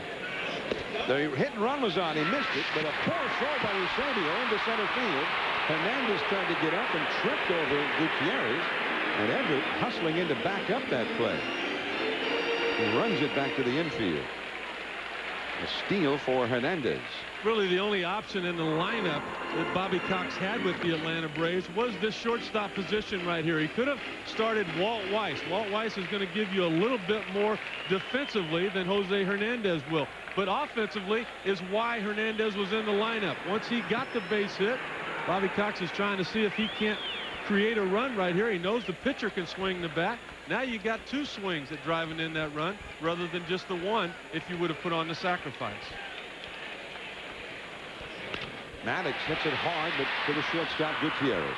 Holding Hernandez, and Maddox is thrown out at first. Remember, Maddox a pretty good hitter with 7 RBIs in the regular season. 2 homers, a double, and a triple. How about Bobby Cox's day so far? MVP of this game in my mind is Bobby Cox right now, even though Houston's got the lead.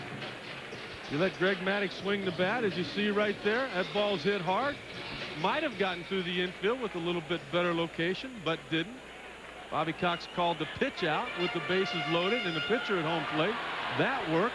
And he also put on the intentional base on balls for Carl Everett to bring up Caminiti. That worked.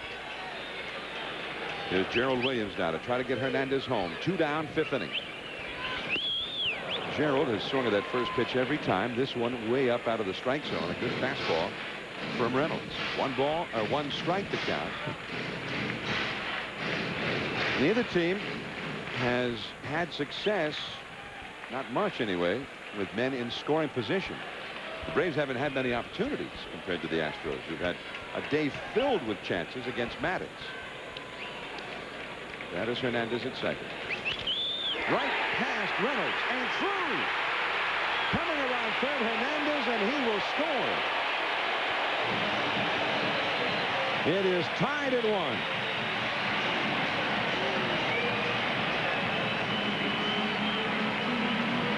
I was surprised. I thought Gutierrez might have had a chance to dive for that one and maybe keep it on the infield.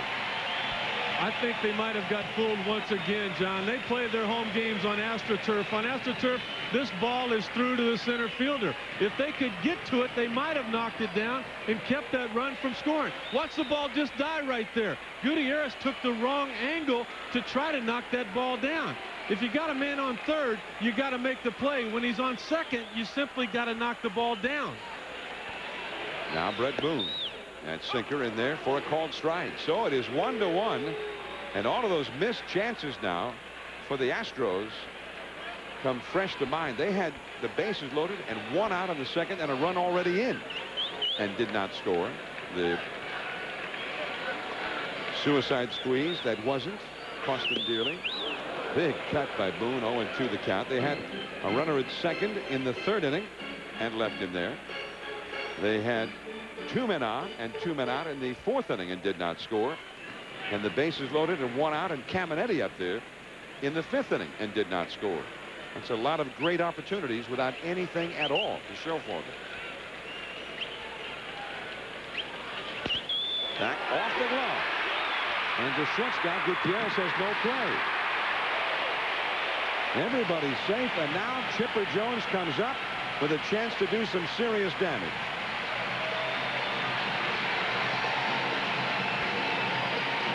Right about now is where you start looking for fatigue on the part of Shane Reynolds. He's going on just 3 days rest. That's 1 day less than normal. He had to count 0-2. Look at the location on that fastball right there. You've got to try to expand the zone, not center the pitch right down the heart of the plate. Reynolds trying to conserve pitches. He knows that his arm is not at 100%. Vern Rule coming out to the mound right now. Try to calm him down a little bit. Say, hey, stay within yourself. Stay within the game plan in particular. Don't give Chipper Jones a pitch to give the Atlanta Braves the lead. Vern Rule back into the dugout now. Also 2 balls back here to Shane Reynolds, and he almost got both of them. The base hit by Williams just out of his reach, just an inch or 2 off his glove. And Brett Boone hitting one off of Reynolds here that ends up being an infield hit. And Chipper Jones with 45 home runs for the year, and he's also done real well against Shane Reynolds. 1 run is in. Fastball off the outside. 1 ball, no strikes. Jones on a 3-0 pitch, flied out to left in the 1st. In the 4th inning, he walked on 4 pitches. In fact, Reynolds really had not thrown him a strike yet today. Ryan Klesko on deck. Gerald Williams at second. Brett Boone at first. Way outside. 2-0.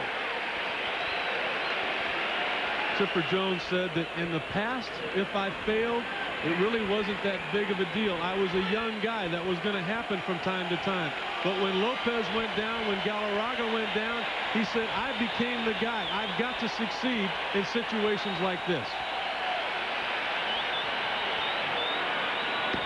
3-0. Gerald Williams at second. Brett Boone at first. Chipper Jones this year for Atlanta hitting .308 with runners in scoring position. 3-0. Ryan Klesko, another tough out on deck, and that is ball 4. I mean, he's thrown 12 pitches to Chipper Jones, and none has been in the strike zone yet. That's twice that he has walked him. Chipper swung and hit a fly ball on the 3-0 pitch that looked to be out of the zone in the 1st inning. Right now, Shane Reynolds has got to clear his mind. He did what he wanted to do to Chipper Jones, but it's that 0-2 fastball he threw to Brett Boone that is bothering him right now. He needs to get that out of his mind and put all of his attention right here on Ryan Klesko, because this guy's got pretty good numbers with runners in scoring position. He's also hitting .346 coming into the game against Shane Reynolds. And the splitter in there for a strike.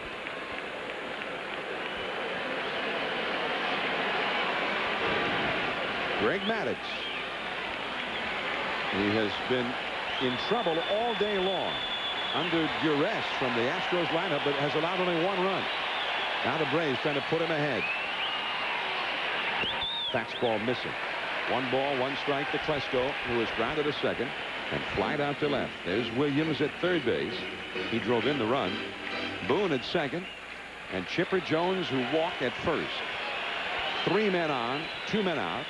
All 3 of these runners reached base after 2 men were gone. And the cleanup hitter is up there for the Braves. 1-1 the score. Off the outside, 2-1. And for the first time today, Larry Dierker gets his bullpen going. Chris Holt, a right-hander, starting to throw. Chipper hitting over 300 against Reynolds. Klesko hitting well over 300 against Shane Reynolds. The guy in the on-deck circle just hitting over 200. But to get to him in this inning is going to cost you a run. There's the splitter, and it is swung on and missed, so he's gotten 2 of those by him here in this at bat. 2 balls, 2 strikes. This right here has been the difference in Ryan Klesko as of this year, and opposed to the last 3, where his homers went down, his RBIs went down, his average struggled. He almost hit 300 this year because he shortened his stroke. He sacrificed a little bit in the power area to put the ball in play more often. 2-2. And a high foul. Out of play off to the left. Came after him with a fastball. Klesko gets a foul out of play, and the count remains 2-2. Klesko gives a lot of credit for that adjustment to the new hitting instructor this year for the Braves, Don Baylor. You don't read as much about it because you read about all the changes Baylor made, in particular with Chipper Jones from the right side of the plate. Chipper's been a new man from the right side this year. 2-2 to Klesko.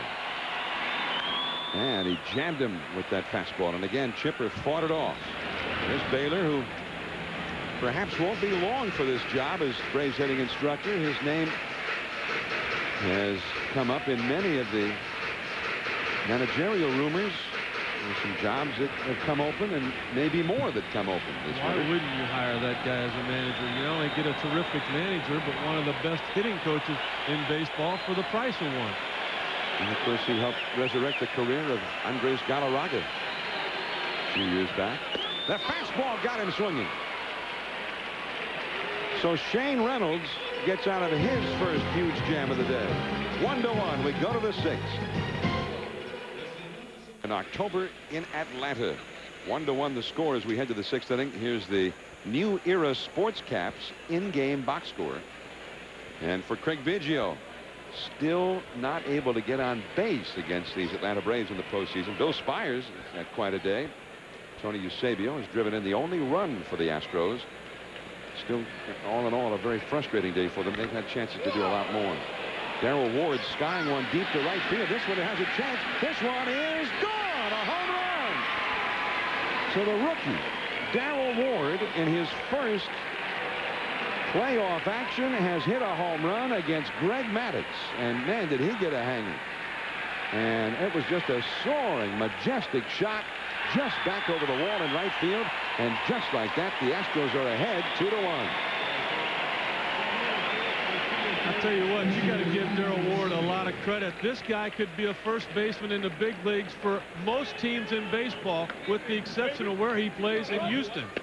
He knows Jeff Bagwell's there. He knows he's going to be a while. He went to AAA, put up unbelievable numbers, lost 20-some pounds so that he could play the outfield. Tony Eusebio, base hit to right field. Eusebio, who drove in the run in the 2nd with a clutch single, gets his 2nd hit of the day. He's not going to be an even average left fielder in his career. But one thing Darrell Ward will do is this right here, probably 30 or 40 times a year. It's the changeup. It's up just a little bit. But unlike everybody else that was out in front of that pitch all day, Darrell Ward right on it. And I mean, after all the work Atlanta did to tie this game up, one swing of the bat, momentum back on the Astros side. And you saw that bat speed, 92 miles an hour. So he's got the big-time, big slugger bat speed with any of the best in the game that we've clocked these last couple of years. And it comes from nowhere. There's a short stride. There's not a big hitch with the hands. That's just something that's impossible to teach. It's just a given ability that Darrell Ward has. So Darrell Ward making his bow on the national stage today after, in the clinching game on Sunday at the Astrodome, he hit that big 3-run double in the first inning. Gutierrez, the short, should be 2. They get 1 there. Boone to first. Double play. I asked Darrell before the game if his father, Gary, former big league star, good hitter himself with the Minnesota Twins, a couple of other clubs, was here for the game today. And he said, no, he said, Pops is tired right now. Gary is with the Charlotte team in AAA. And they just finished with the AAA World Series. Pops at home getting a little bit of rest. I'm sure watching the game today. Here's Shane Reynolds, and he lines one over the middle, base hit into center field. Here's Shane Reynolds, who's been up there with men on base all day long. And everything's gone wrong with him up there at the plate. But this time, when the base is empty, he gets a single. In the bullpen, the right-hander Kevin McGlinchey, the left-hander Terry Mulholland for the Atlanta Braves. First bullpen activity of the day for Atlanta. Greg Maddux has worked hard in this game. He's had to throw a lot of pitches. We're only in the 6th inning, and he is over 100 pitches already. It's a strike on the outside to Craig Biggio. Biggio has flied to right, struck out looking, and grounded out to short. Such a key man for the Astros. The Astros are back ahead 2-1. Reynolds at first. That's a base hit to right field. That's what they wanted to see from Biggio. And Reynolds is going to test Jordan. Here comes the throw. It's offline a bit, but still the tag. They got it. Well, Bill Spires with 2 hits today was on deck. One of their best hitters against Maddux. And Reynolds gets cut down in an ill-advised run to third. 2-1 Astros. Brian Jordan coming up.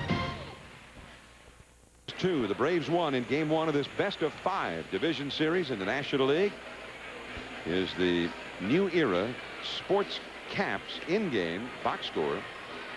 Gerald Williams has driven in the Braves' only run, a clutch 2-out single to center in the 5th inning.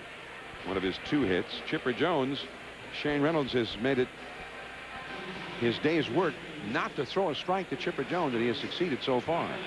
Jose Hernandez has scored the Braves' only run. And the Braves left the bases loaded with their cleanup hitter up there in the 5th inning, Ryan Klesko. So both teams have moments where they could have done more than what they have done. How about the day for Chipper Jones? He's seen nothing but 12 balls. He actually put one of them in play on a 3-0 pitch in his first at bat, but that's the game plan for Houston. We're not going to make the same mistake the New York Mets did. A reworked outfield with Barker now in center. Everett moves over to right. And Spires to left, and Ward, who was in there after all, hoping that they were hoping that he might pop one, and he did. And now, having done that, they get him out of there and get their better defensive look in. Darrell Ward, his first postseason game, and a pretty good debut for him. A big home run against Greg Maddux, no less, in the 6th inning. Well, here's Brian Jordan. Shane Reynolds showed some signs perhaps of fatigue there in the 5th inning. He's had 80 pitches, but remember, pitching on only 3 days of rest for the 2nd consecutive time. Jordan, the hitter, he's grounded to second and singled to left. That's up out of the shadows, but foul down the right field line, giving Chase Everett, the right fielder, out of play. We'll keep a close eye on Shane Reynolds here in the bottom of the 6th inning. It looked like in the bottom of the 5th, his arm started to get a little bit tired. He started dropping down just a tad. Fastballs were up in the zone, more so than like the first 4 innings when they were down. Now, after getting thrown out at third base for the last out in the top of the 6th inning, there might be a little bit of fatigue in his legs. 1 strike to count. Fastball, base hit, right center. So Jordan has his 2nd hit of the day. Hit number 7 for Atlanta. And Andrew Jones will come up. Well, there are certain guys you want to take the extra base and try to do something to set the tone. Billy Spires is one of those guys. Shane Reynolds is not. Look at him right there. He never even looked back until it was too late. At that point, you don't need to look for the throw. Your third base coach is the only buddy you got out there. He should have looked at the third base coach before he got to second base. Mike Cubbage would have said, stay right where you're at. Man, if he had just gone hard and slid into third, he probably would have made it. Here's Andrew Jones, powerful right-handed hitter, slider, just off the outside. I think Reynolds wanted that call. Now, you mentioned Reynolds perhaps showing signs of fatigue. In the 4th inning, he threw 20 pitches. In the 5th inning, he threw 26 pitches. He's had a couple of labored innings, high-stress innings. That's a pop-up foul back toward us. And just down below. 1 ball, 1 strike. Andrew Jones with a 91-mile-an-hour bat speed. So he's up there. He's one of those quick bats. He needs to slow that bat speed down a little bit, though, John, because Reynolds hasn't thrown a pitch 91 miles an hour in the last 3 innings. 1-1 to Andrew Jones. He's grounded out and popped out. Fastball. Big rip, but off the mask of Eusebio. Foul ball. 1 ball, 2 strikes. Eduardo Perez is on deck. It's really been a gutty performance for the Astros starter Shane Reynolds here this afternoon. That last fastball, though, just 86 miles an hour. Bullpen activity for the Astros meanwhile. So Durker is seeing what you're seeing, Rick. And Doug Henry, the veteran right-hander, has started to warm up in the bullpen. 1 ball, 2 strike count. Oh, man, where was that?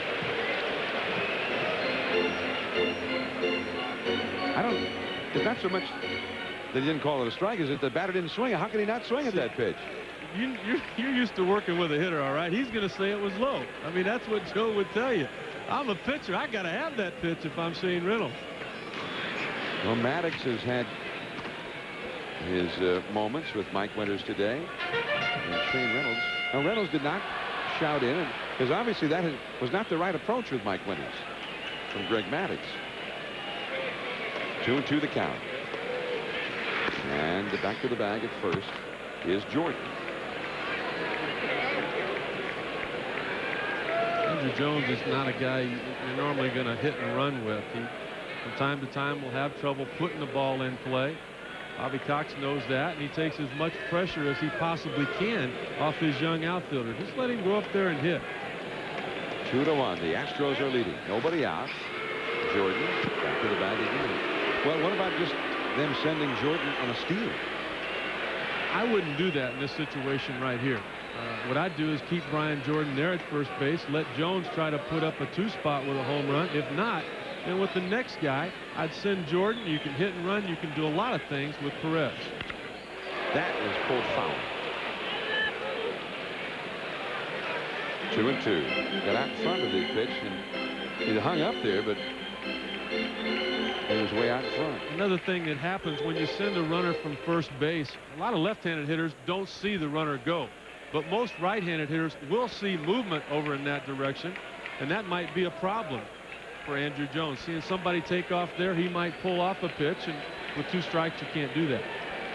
2-2. And fly ball to left. Spires near the line. Tagging is Jordan. He bluffs. Spires into Biggio. Jordan hanging on at first base. So Andrew Jones is 0 for 3. 1 away in Atlanta's 6th inning. And Eddie Perez. This is one of those games now that we're in the 6th where both teams could start getting a little edgy because of opportunities lost. I mean, the Astros have the lead, but they know very well that it shouldn't be 2-1. They could well be ahead 4 or 5-1 at this point. The Braves also know they have the 1 run, and they've had chances to get more than that as well. A possible tying run. Jordan at first. He's going. The hit and run is on. Biggio gets back to it. Misses the tag, but has plenty of time to get up and throw out Perez.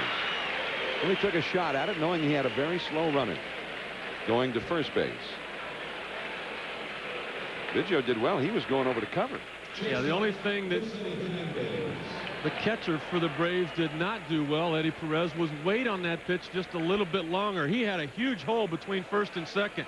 See him pull off of that just a little bit with his hip. Look at Bagwell holding him on. You got Biggio covering at second.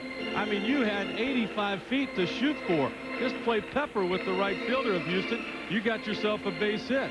Biggio not able to get to Brian Jordan. In a situation you got to make sure of one. He could have forced the throw possibly to second and Gutierrez there, but with 1 out already, you go ahead and get that sure out at second base. You got the bottom part of the lineup coming up, and you got to figure your pitcher can have success with those guys.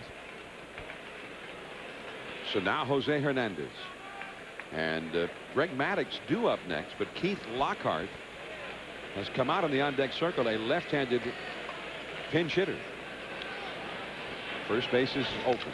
That one is hit well to left field, a liner, but there is Spires. The ball started knuckling on him, but he bends down to grab it. The inning is over, and Jordan is stranded at second base.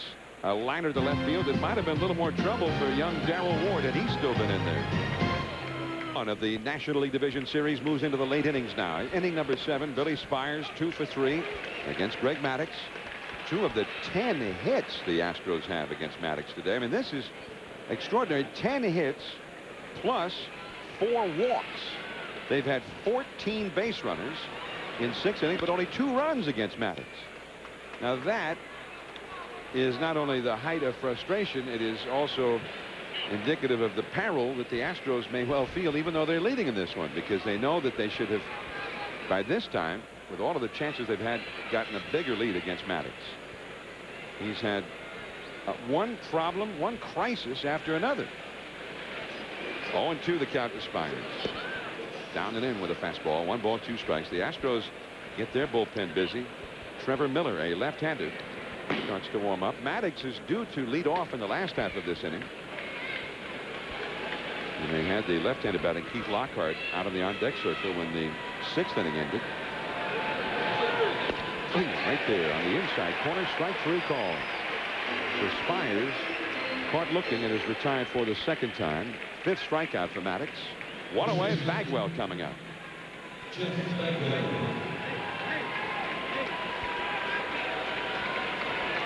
been doing this for many years right here. The 2-seam fastball, which we illustrated a little bit earlier. Look at the ball start out the hitter. Watch the knees buckle right there. It comes back to the corner. If it doesn't quite make the corner, Perez will take the glove to the corner. Bagwell, big cut. With a high fly ball to Andrew Jones in center. Casual looking catch. So Bagwell has gone on 1 pitch. I mean, this is a guy who walked 149 times this year, led the league in runs scored, and still found time to hit 42 homers. You hear a lot of hitters talk about great pitchers and why they're so successful and how you can counteract that. Bagwell was saying that with Maddox, normally the best pitch you're going to get to hit is one of the first 2 pitches you see. That's a pitch he liked right there, but just not able to get a whole lot of good wood on it because of the movement. Carl Everett, the changeup, and it's 0-1. Well, we've been watching Maddox from the on-deck circle in the dugout, looking at all these fastballs he's been throwing these guys, and he gets the changeup. Well, he's going to throw fastballs to guy that will walk a lot, that show patience. Everett normally won't do that. Everett with a fly ball, shallow right, racing over Jordan, still coming, still coming. He makes a diving catch. What a play!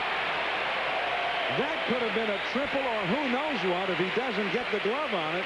With the great speed of Everett, he was already pulling into second when Jordan caught the ball. Wow.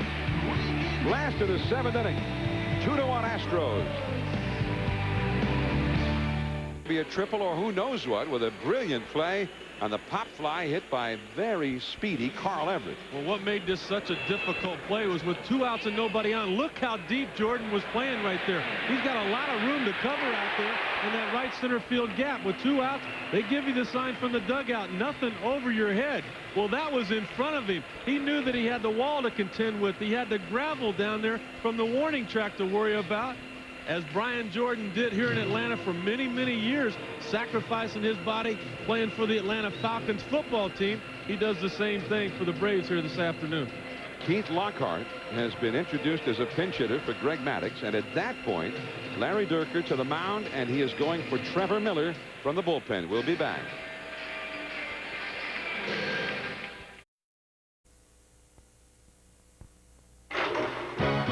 ESPN, the postseason. Back to the wall, it's gone! The real celebration can begin for the New York Mets. There's a rocket. See you later. ESPN, the postseason. Every game a hero.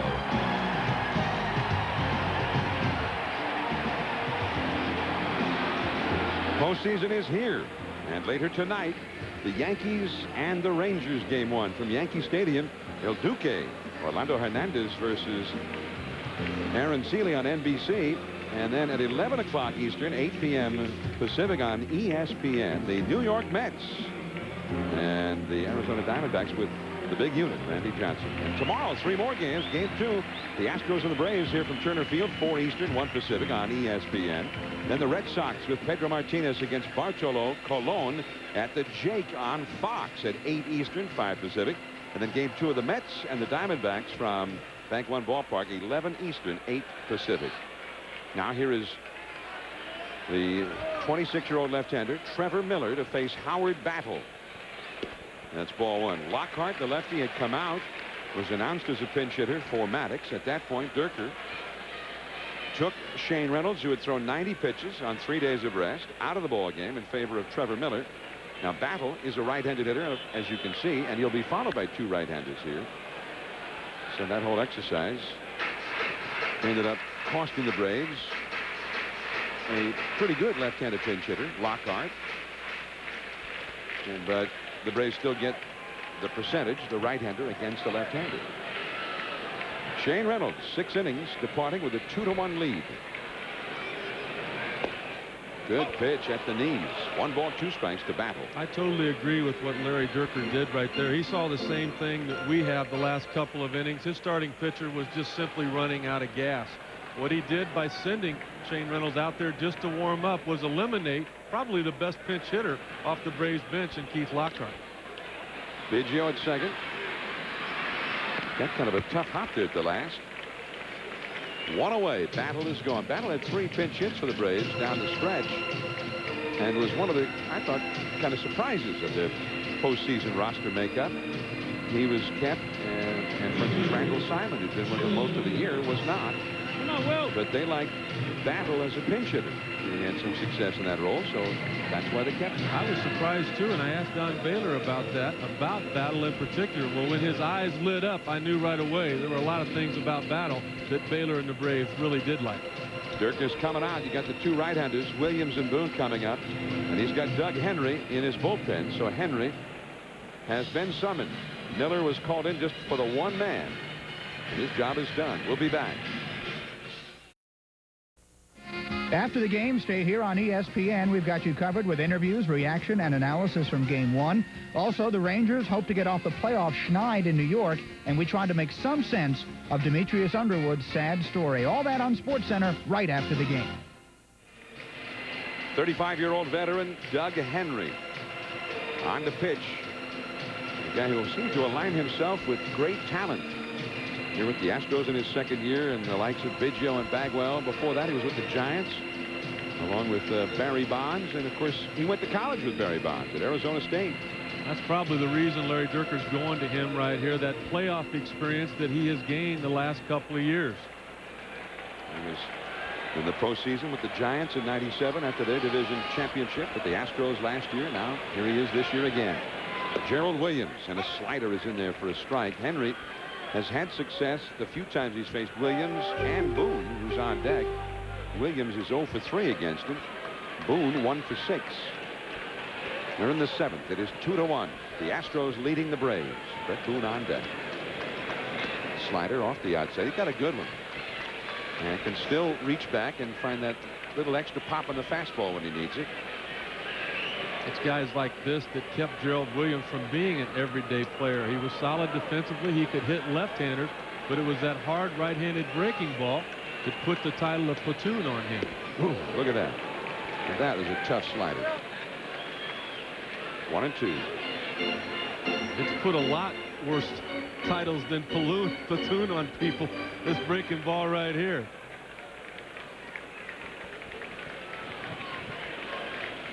One ball, 2 strikes. Williams is 2 for 3, and he's driven in the Braves' only run today with a single to center. Fastball. Oh, man. That one was just a bit outside. Was it? Well, that was in Mike Winter's opinion. And as we know, he's the only one that counts, but that has been a tight strike zone all afternoon. I ask again, how can the batter not swing at that pitch? And he swung at that one, which was up out of the strike zone, and bounced it foul. 2-2. Pitchers amaze me sometimes, John. I mean, you throw a breaking ball that a guy has absolutely no chance on, and it's almost like you try to find something that he can put in play. The last 2 pitches, Henry's gone with the heater. The guy looks that bad on a pitch. In other words, he's decided to outsmart him. He might be outsmarting himself. Oh, another breaking ball just off the plate. There it is. He reached for it. Hit hard. Gutierrez, nice pickup. Going to have to hurry. Just in time. Ends up being a beautiful play by Ricky Gutierrez. That's a big time of the game to be making a play like that with the big hitters coming up in a 1-run game. Well, all of a sudden now the visibility at home plate's getting a little bit better. You get a hitter to swing like that, that's your goal as a pitcher. He just kind of threw the head of the bat at the ball, made good contact with it, hustling down the line as all the Atlanta Braves have always done since Bobby Cox put on that manager's uniform. Now Brett Boone, 2 down, nobody on, and a fastball is off the outside and low. 1 ball, no strikes. Shane Reynolds went 6 innings, allowed 1 run, 7 hits, 2 walks, 1 strikeout. Trevor Miller faced 1 hitter, retired it. Now Henry. Fastball to beauty, called a strike toward the outside. The Braves bullpen is busy. Mike Remlinger, the veteran lefty, who is just a huge figure in their bullpen this year. And there is Cabrera in the Astros bullpen. Jose Cabrera, and a swing and a miss. Strike 2, 1-2 to Boone, who is 1 for 3 today. Did a double play ball, grounded out to Bagwell, made a nice grab of a tough hop, and then he had an infield single off of Shane Reynolds back in the 5th inning. And helped create a big threat for the Braves that got them nothing ultimately. Down and away, 2-2. Well, now they talk about a guy's spot in the order in front of a big slugger that maybe he'd see more pitches to hit. Well, next up is Chipper Jones, who had 45 home runs this year. So we may test that theory right now. 2-2. That's a foul off the third base side. He changed up on him there. I think what really hurt the average of Brett Boone this year, he just hit 252, was the fact that the Braves really never had a legitimate leadoff hitter all year. You put a guy leading off for the Braves that has speed, a Tony Womack type guy, I think you'll see a lot more power, a lot better average out of Brett Boone. But they tried Otis Nixon in that position. He just didn't have anything left. And to me, that's the reason that Boone has really struggled. He sees a lot more breaking balls now than he would if somebody was on base that had some speed. 2-2. Slider. Caminetti. And that is the inning. So Durker's first trip to the bullpen works out beautifully. 3 up, 3 down. Caminetti coming up, 8th inning. New pitcher coming. 2-1 Houston. Now the Claritin game summary. We're heading into the 8th inning in Atlanta. The shadows have engulfed the field, but nothing really has been decided yet. The Astros with a slight advantage. 2 runs, 10 hits. The Atlanta 1 run, 7 hits. Reynolds 6 tough innings. I mean, he really came through for them big time in game 1. Only 1 run allowed. Darrell Ward, the rookie, with a homer against Maddox in the 6th to put the Astros ahead. And Greg Maddox, 10 hits, 4 walks, 14 base runners allowed, but only 2 runs. Maddox kept his club very much in this game. And now the veteran lefty Mike Remlinger on the pitch. He's had just a great year for Atlanta, helping solidify this bullpen. First pitch swinging. Caminetti, base hit to left field. Caminetti is on base for the 3rd time in this game. And that's part of the frustration, of course, for Houston. The one time Caminetti has not reached base was with the bases loaded in the 5th and 1 out, and he hit an inning-ending double play. And that was a sequence where Maddox got ahead of him 2-0. Maddox was screaming at the umpire about the second pitch. Looked like it was a good one for a strike. Then Caminetti helped him out, swinging at a ball that definitely was out of the zone. Then took a pitch that was right in there and finally hit the double play ball. Here is Barker showing bunt, taking low for ball 1. Mike Remlinger's got to be thinking in his mind, I don't ever want to be a starting pitcher again. 98 with Cincinnati, 164 innings, 28 starts, 8 wins. This year, in half that many innings, just 73 appearances for Atlanta, he won 10 ball games. Barker, a very fast runner. Remlinger with Boone covering, and they just did get it. So Barker gets the job done. Caminetti moves over to second base as the Astros try and somehow get home a very, very big run. Barker brought in for defensive purposes. They don't want him swinging the bat right here. Get the ball down, get the runner in the scoring position. If you can beat it out, fine. If not, get your glove ready to go in the bottom of the 8th inning. Eusebio has already driven in a run in a spot like this with a big base hit. Takes a strike. Nice pitch right on the outside at the knees. There's been a lot of guys that have come to the Atlanta Braves pitching staff and benefited from watching Maddox, Glavine, and Smoltz. I think Remlinger just took a page out of Tom Glavine's book. He has declared ownership on that outside corner to right-handed hitters. Too low on the outside. 1 ball, 1 strike.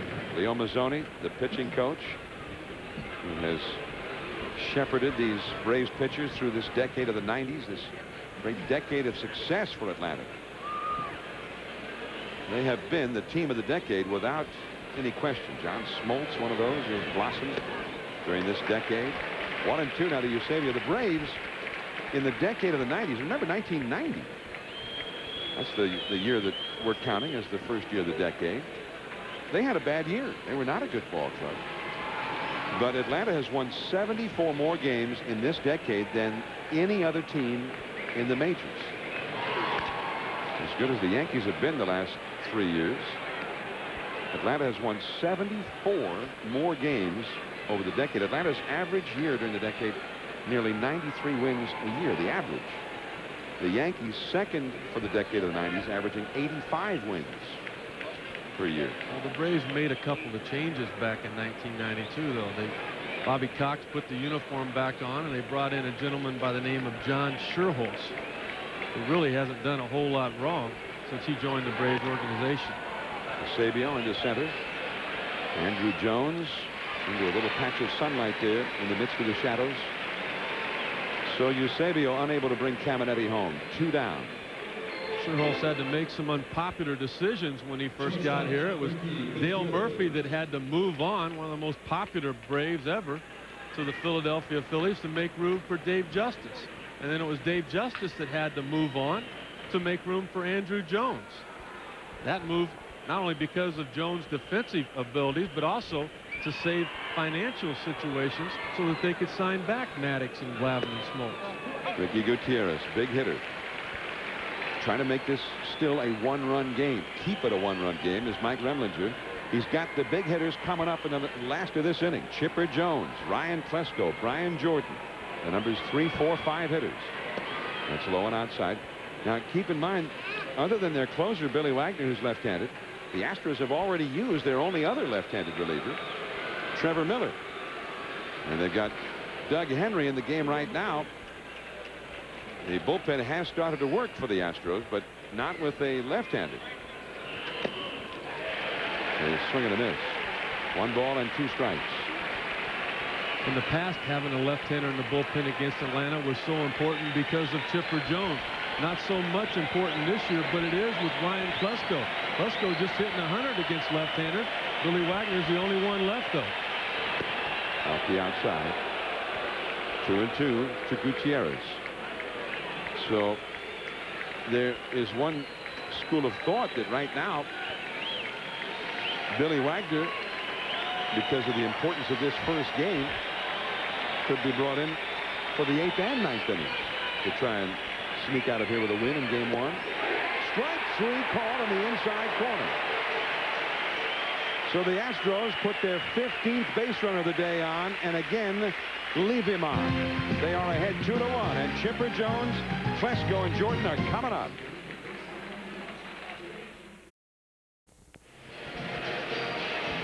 The Astros 2 runs, 11 hits, 9 left on base. The Braves 1 run, 7 hits. We go to the last of the 8th inning, and the tension begins to build here at Turner Field.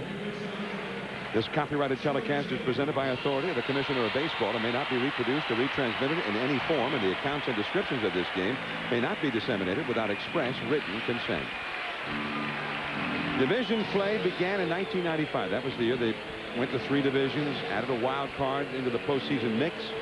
The Braves are in the postseason once again under that format. In the first 4 years of division play, the Braves had a record of 12 wins and 1 losses in these first-round series games. They've only lost 1 time in a divisional series game. Now they will give their best shot to Doug Henry. Chipper Jones, the hitter. First ball swinging right to Biggio. 1 away. And you might be asking, wow, How could Larry Dierker leave a right-hander, Doug Henry, in there against Chipper Jones with only a 1-run lead? Well, the only thing I can figure, Rick, maybe you have a different take on it.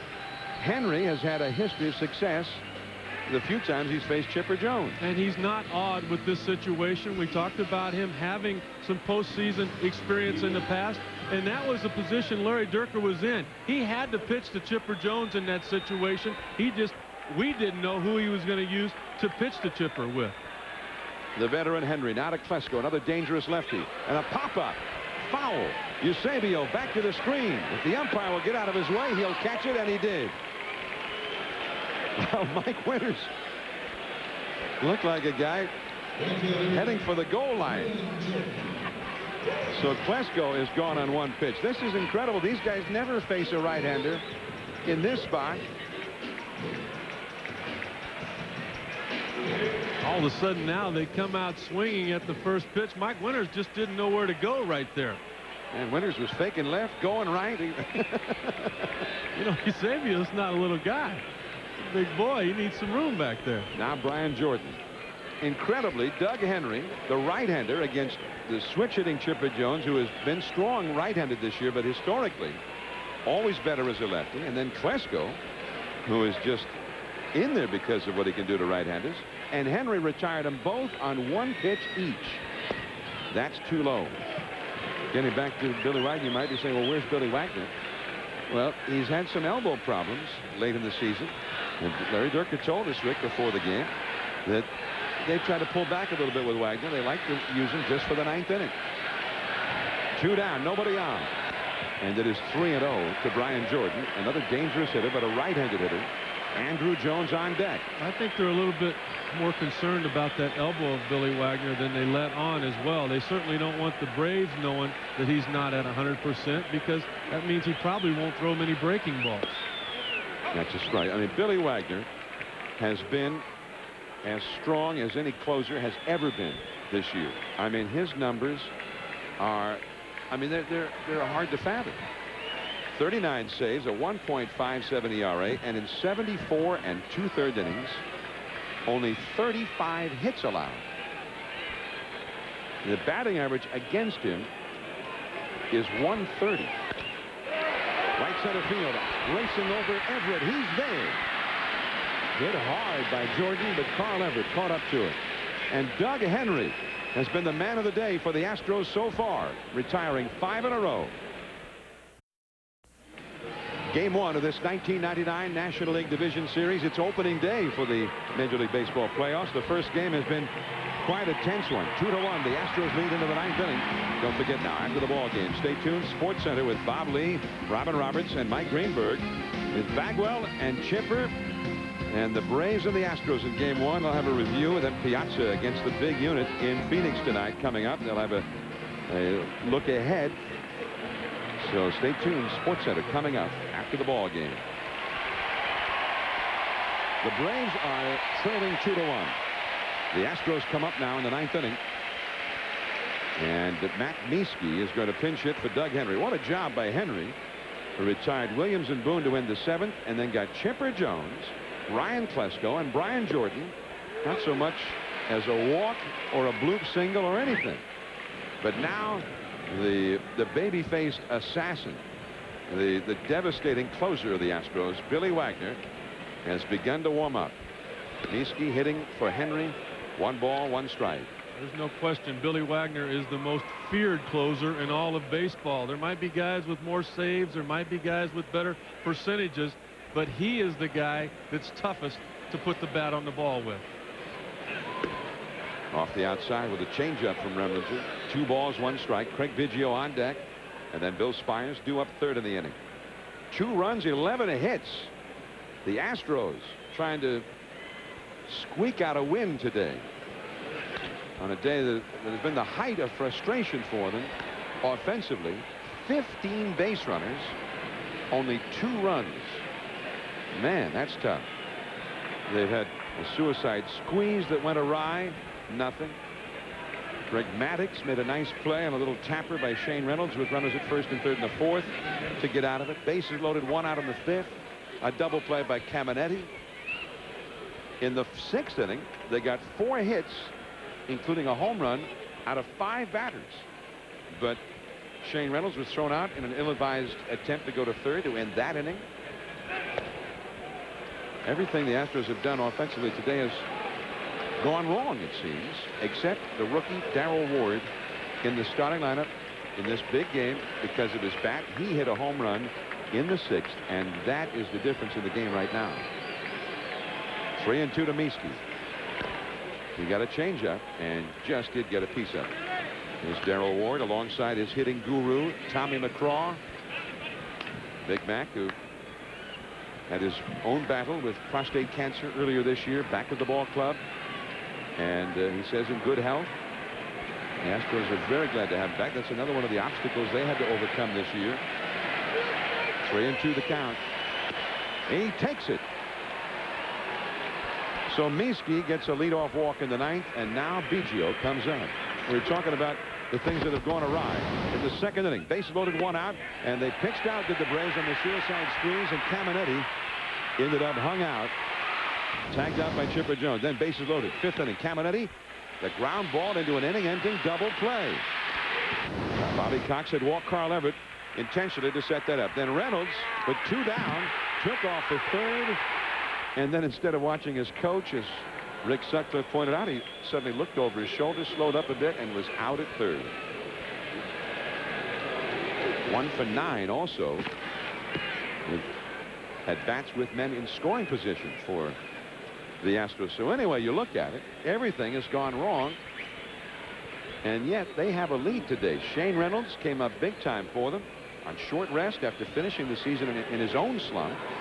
6 innings, 1 run allowed, and then Doug Henry, the veteran out of the bullpen, with just a sensational job. I mean, he just wiped out the first 5 hitters in the Braves batting order in the 7th and 8th innings. For Houston to come in and win this ball game and there not be any runs scored by Craig Biggio, no RBIs for Jeff Bagwell, and them come out with a win in game 1, that's going to be a tremendous amount of momentum for them going in to not only tomorrow's ball game, but knowing they're going back home to Houston with a chance to win this series.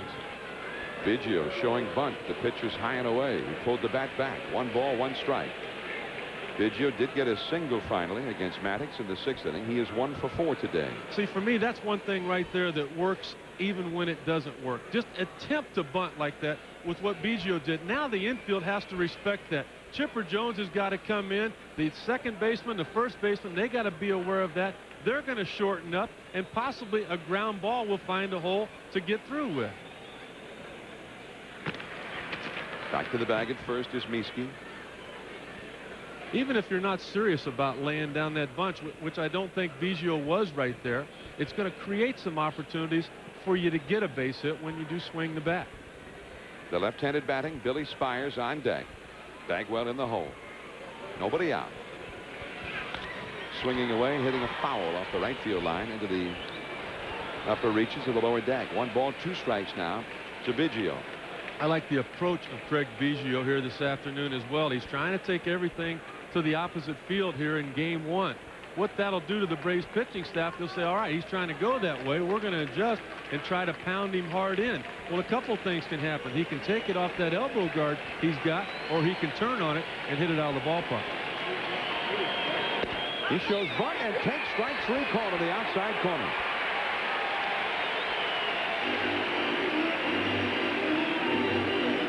Well, so often turns out wrong for Biggio here in October. Well, we've talked about his intensity and how, you know, he gets keyed up for ball games even when, you know, the game's already been determined. 8th inning, 10-1, 12-0, it doesn't matter. He is always in the game right there. I think just a little bit too much thought process. Before you got 2 strikes, yeah, go ahead and lay down that bunt, try to beat it out. With 2 strikes right there, he saw the infield move back. He thought he could pick up a base hit. He just simply forgot to lay down the bunt. So Biggio now 1 for 5, and Bill Spires, the left-handed hitter, has been called back, and a veteran, a switch hitter, Stan Javier, is going to go up now and pinch hit against Remlinger. Like Remlinger, Javier, a former San Francisco Giant. In fact, he was traded by the Giants to Houston before the trading deadline this year. The Astros kept having outfielders go down with injury. Richard Hidalgo who was a guy out there for them. And before that, Moises Alou, who's missed the whole season. So Javier has been a great pickup for them. He's hit .328 as an Astro. And he said before the game, he says, man, you can't believe the kind of pitches you see when you hit in front of Jeff Bagwell. Now, Remlinger did not give in to him with that fastball, and he just did catch the outside. It is 0-1. Bagwell is on deck. Mieske at first, 1 out in the 9th inning. I always thought for a hitter that was the best position in baseball, hitting second for the Houston Astros. You got Biggio in front of you, who scored 628 runs the last 5 years, and an MVP candidate every year in Bagwell behind you. 1 ball, 1 strike. Yeah, Derek Bell, the last couple of years, really benefited from that. In fact, anytime Larry Dierker moved him out of that second spot, Derek took a trip to the manager's office. Said, Skip, what are you thinking? Put me up there 5th and 4th and whatnot. This just shows you how much his stock has slipped right here. Bell not being used in this spot against the lefty. Javier takes 2 low, 2-1. Stan Javier, another guy who grew up around the game. His father, Julian Javier, an outstanding second baseman back in the 60s with some great St. Louis Cardinals teams on what at that time in the National League was probably the best infield in the game. Ken Boyer, Dal Maxfield, Julian Javier, and Bill White. 2-1. Javier loops one to shallow right. That is in there. Base hit. Mieske on his way to third as Jordan has to throw back towards second. And that is vintage Stan Javier hitting right there. Also vintage Matt Mieske pinch hitting right there, finding a way to get on. And the reason both of those guys were acquired this year by the Houston Astros. They knew they might needed some firepower late in the ball game. They thought these two guys might be able to do that. And they have provided a chance to score some more runs here in the top of the 9th inning. Now Jeff Bagwell. And this is the first time today that Bagwell has come up there with the bases set the way they are. And look at that, with a runner at first base. Bobby Cox walking Jeff Bagwell intentionally. Something you rarely see. In fact, the last time I remember something like this was in that World Series with Atlanta. Bobby Cox walked somebody with a runner already at first base. In that memorable game with the Yankees and Braves, I think it was Steve Avery on the mound in the 10th inning. The game, the Yanks were down 6-0. They came back to eventually win it. Wade Boggs eventually got the bases loaded walk to win that game. That's what you call R-E-S-P-E-C-T right there. A little bit of respect. Not only Atlanta showing Jeff Bagwell that, but that's what the Houston Astros have done to Chipper Jones all day today. Now he has walked a guy here to get to Everett, who historically was always weak as a right-handed hitter until this year, just like Chipper Jones. His game from the right side has improved greatly, and he also has had just a great year. Everett with 108 RBIs this year. He only played 123 games. Now, having said all of that, we have to point out every move Bobby Cox has made today has been the right one. 3 men on, 1 man out. The infield double play depth up the middle, pulled in at the corners. Oh man, Remlinger blew the fastball right by Everett. The Astros are ahead 2-1 despite having 12 hits, despite having put 18 men on base. And for me, the reason Remlinger is still in the ball game, he's kind of been the good luck charm for Bobby Cox this year. The record of 10-1. He's on an 8-game winning streak. Bobby Cox hoping that good luck holds up. That fastball punched in the air down the right field line, back in amongst the spectators. Brian Jordan gave chase. 1 ball, 2 strikes. On deck, another switch hitter, Ken Caminetti. Sports Center will be on right after the ball game. The Astros trying to pull away from the Braves in the 9th inning. 1-2 the count. And he had him swinging that high fastball out of the zone. Everett managed to fight it off. 1 ball, 2 strikes. Larry Dierker with one of his lieutenants, Matt Galante, in the foreground. Man, this is This is tense in both dugouts, isn't it? I mean, it's such a critical game for both clubs in a 5-game series. Here it comes. He popped it into center. Tagging at third is Miesky. Jones has got a great arm. Here comes Miesky. Here's the throw. It's offline, and he scores. Backing up the play at the backstop, Remlinger. And it is 3-1. Well, if Andrew Jones had put it right on the plate, they had a shot at it. But it was up the line. The Astros finally get another run home. Well, it just shows you how strong that Everett is. Look at him right there lunging for that off-speed pitch down in the zone, yet he's still able to get it far enough where the third base coach, Mike Cubbage, is going to send a runner. And you're right, with an accurate throw right here from Andrew Jones, he's going to be out at home plate. The ball gets away from him. It tails down the line. Perez doing everything he can to get back to the tag, but it's just not enough for that bad throw. Caminetti, that one is hit deep. Left center field, way back there. It is gone. A 3-run homer for Caminetti. And that's the one the Astros have been looking for all day long. In fact, it was probably almost inevitable. The Braves, fortunate to still be in this game after the Astros had had one threat after another, inning after inning. And finally, in the 9th inning, that great release for the Astros, Ken Caminetti, who finished the year with such a great run, launches a 3-run homer. And look at that. The huge underdog leading 6-1. And the owner of the Astros, Drayton McClain, he didn't want to sit down. That's my club, you know. Yeah, these guys are my guys. You know, and what he's so excited about, too, is the fact that Bagwell and Biggio told him, get Caminetti over here. Caminetti wants to play. He'll play for less. He wants to play at home. We don't care about the regular season. If he's healthy in the postseason, we'll be a better ball club. Glenn Barker, the hitter, ruled to have swung at that. It is 0-2. A 4-run 9th inning. And Caminetti, for most of this 1999 regular season, he was just a name on the disabled list. He missed half the year. Nice pickup by Remlinger, who throws him out. But the good fortune ran out for the Braves here in the 9th inning. Bobby Cox finally had a move that didn't work. And Ken Caminetti with a crushing 3-run homer. And now Billy Wagner with a 5-run lead as we go to the last of the ninth.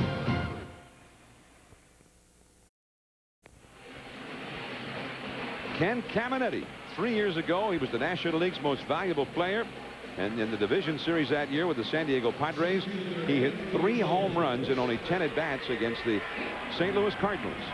Caminetti, whose career seemed to be in decline since that great '96 season, nonetheless has come back strong down the stretch for the Astros this year, and now he got the big blow, the big fly, to break this one open and make Billy Wagner's job almost seem superfluous here in the 9th inning. Stan Javier staying in after his clutch pinch hit helped set up the big inning. He's in left field, and now Billy Wagner, who has just had an unbelievable season, on to face Andrew Jones. John, I asked Caminetti the difference between the San Diego Padres team last year, which lost in the World Series, and this Houston Astro team this year. He said, for me, the problem with San Diego last year in the postseason, particularly the World Series, he said, I didn't perform. Caminetti was just 2 for 14 in that series, no home runs, only 1 RBI. So, I mean, you got to be honest. I mean, he won't admit it, but he just wasn't healthy. He's healthy right now. He said that's the difference. He says, I plan on performing for the Astros this year. Oh, man. The high hard one, and Andrew Jones went up after it. You don't have much time to decide against Billy Wagner. 2 strikes the count. Now, Wagner has had a little problem with his elbow and has not been throwing much but the fastball lately. Andrew Jones should have quit bat even getting the bat on that ball, but Gutierrez throws him out, and there is 1 away.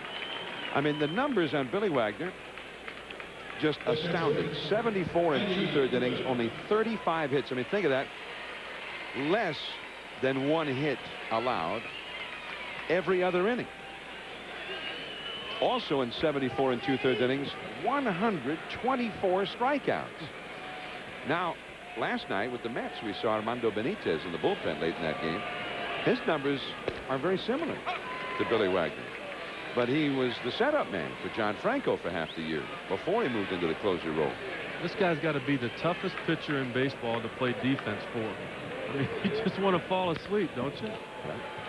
Stand there and watch Billy Wagner strike him out. 0-2 the count. Well, last October, we touched on it earlier, the pictures were very sad. The former MVP Caminetti swinging, missing, grimacing, and often falling to the ground in such pain with a groin injury that plagued him in the postseason last year. He's healthy now. The Astros, as he sat out much of the season with the injury, that went into the corner and the foul. A valiant chase given by Carl Everett out there. 0-2 the count to Eddie Perez. And so perhaps the injury and the long spell getting well for Caminetti paying off right now. Well, for me, the only person that could have kept Caminetti on the disabled list as long as he stayed on it was the first baseman for the Astros, Bagwell. Caminetti respects Bagwell more than anybody in the game, and Bagwell said, take your time. Off the fists, foul by Perez. 0-2. Cammy's one of those guys that he just doesn't listen to hardly anybody. He won't listen to trainers. He played through a lot of injuries the last couple of years, and the reason he's always hurt is the way he plays the game. I mean, he's constantly diving. I mean, he runs into walls on pop-ups down the line, always trying to make that, you know, sports center play, and a lot of times coming up with it. Because of that, the body just started giving out on him. There's a slider from Wagner. Still 0-2. Now, game one, the Braves heavily favored. They waltzed in the final week, just getting themselves tuned up. They did put a big hurt to the Mets again last week, playing those games as if it meant something to them personally, hurting the Mets deeply. But now it is the Astros who are 2 outs away from really putting the heat on the Braves. The Braves only guaranteed one more home game tomorrow, which would become a must win. I mean, they will have to win tomorrow, but they're up against a 21-game winner tomorrow, and laying in wait for them at the Astrodome Friday, a 22-game winner who will be fully rested. No short rest for Mike Hampton. He'll have his full 4 days off in the first game in Houston on Friday. 1-2 the count. So, I mean, this series may well have taken a dramatic and stunning turn today, from the Braves looking like a real strong favorite to win this one, to now the Astros perhaps being if not in control of the series, certainly suddenly perhaps the favorite. 2-2. And also remember, the Braves have not been in a situation like this ever before in a division series. 12 wins, 1 loss in 4 previous division series. They almost had treated divisional series play as a tune-up for the big show. Well, they didn't plan on losing this game. The only loss they had back in '95 was to the Colorado Rockies, and the manager of that team was Don Baylor. 2-2. And a pop-up. Shallow right. Carl Everett. Out number 2. Shane Reynolds, really, I mean, there's so many things you could talk about as being keys for the Astros today, but in all of that frustration early on, all of those runners and failed opportunities offensively, Shane Reynolds made it work out because he gave them 6 very strong innings. And how he did it was by sticking with the game plan. Do not let Chipper Jones beat you. And by not pitching to Chipper Jones, all of a sudden not having Javi Lopez, not having Galarraga, it just jumps right out at you now when you look at that Atlanta Braves offense, or lack of it. And the plan, stay away from Chipper Jones. That's what Reynolds did, and it worked out beautifully. Here's Jose Hernandez. He's 1 for 3. He's scored Atlanta's only run. That foul goes off to our right into the press box. 0-2 the count. Tomorrow, game 2, 4 o'clock. Jose Lima, 21-10, and the Braves will go with the guy that most feel has been their best pitcher all year, Kevin Millwood, 18-7. But what a spot for Millwood to be put in. A must-win in the postseason, something he's never had to face before. 0-2. And the slider got him swinging. It's a 3-up, 3-down, 9th inning. The Braves never got a man on base after Jordan's leadoff single in the 6th. Reynolds and then Miller, Henry, and Wagner retire each of the last 12 Braves in order. And the Houston Astros, for their third straight year, into the party, but for the first time, suddenly the Astros flexing their muscles and showing that they might have what it takes to advance beyond the mighty Braves. We'll see. The plot will thicken here tomorrow. 6-1, the final score. Reynolds the winner, Maddox the loser. Stay tuned now. SportsCenter coming up next. I'm John Miller for Rick Sutcliffe. Thanks for tuning in. It's only beginning here in October.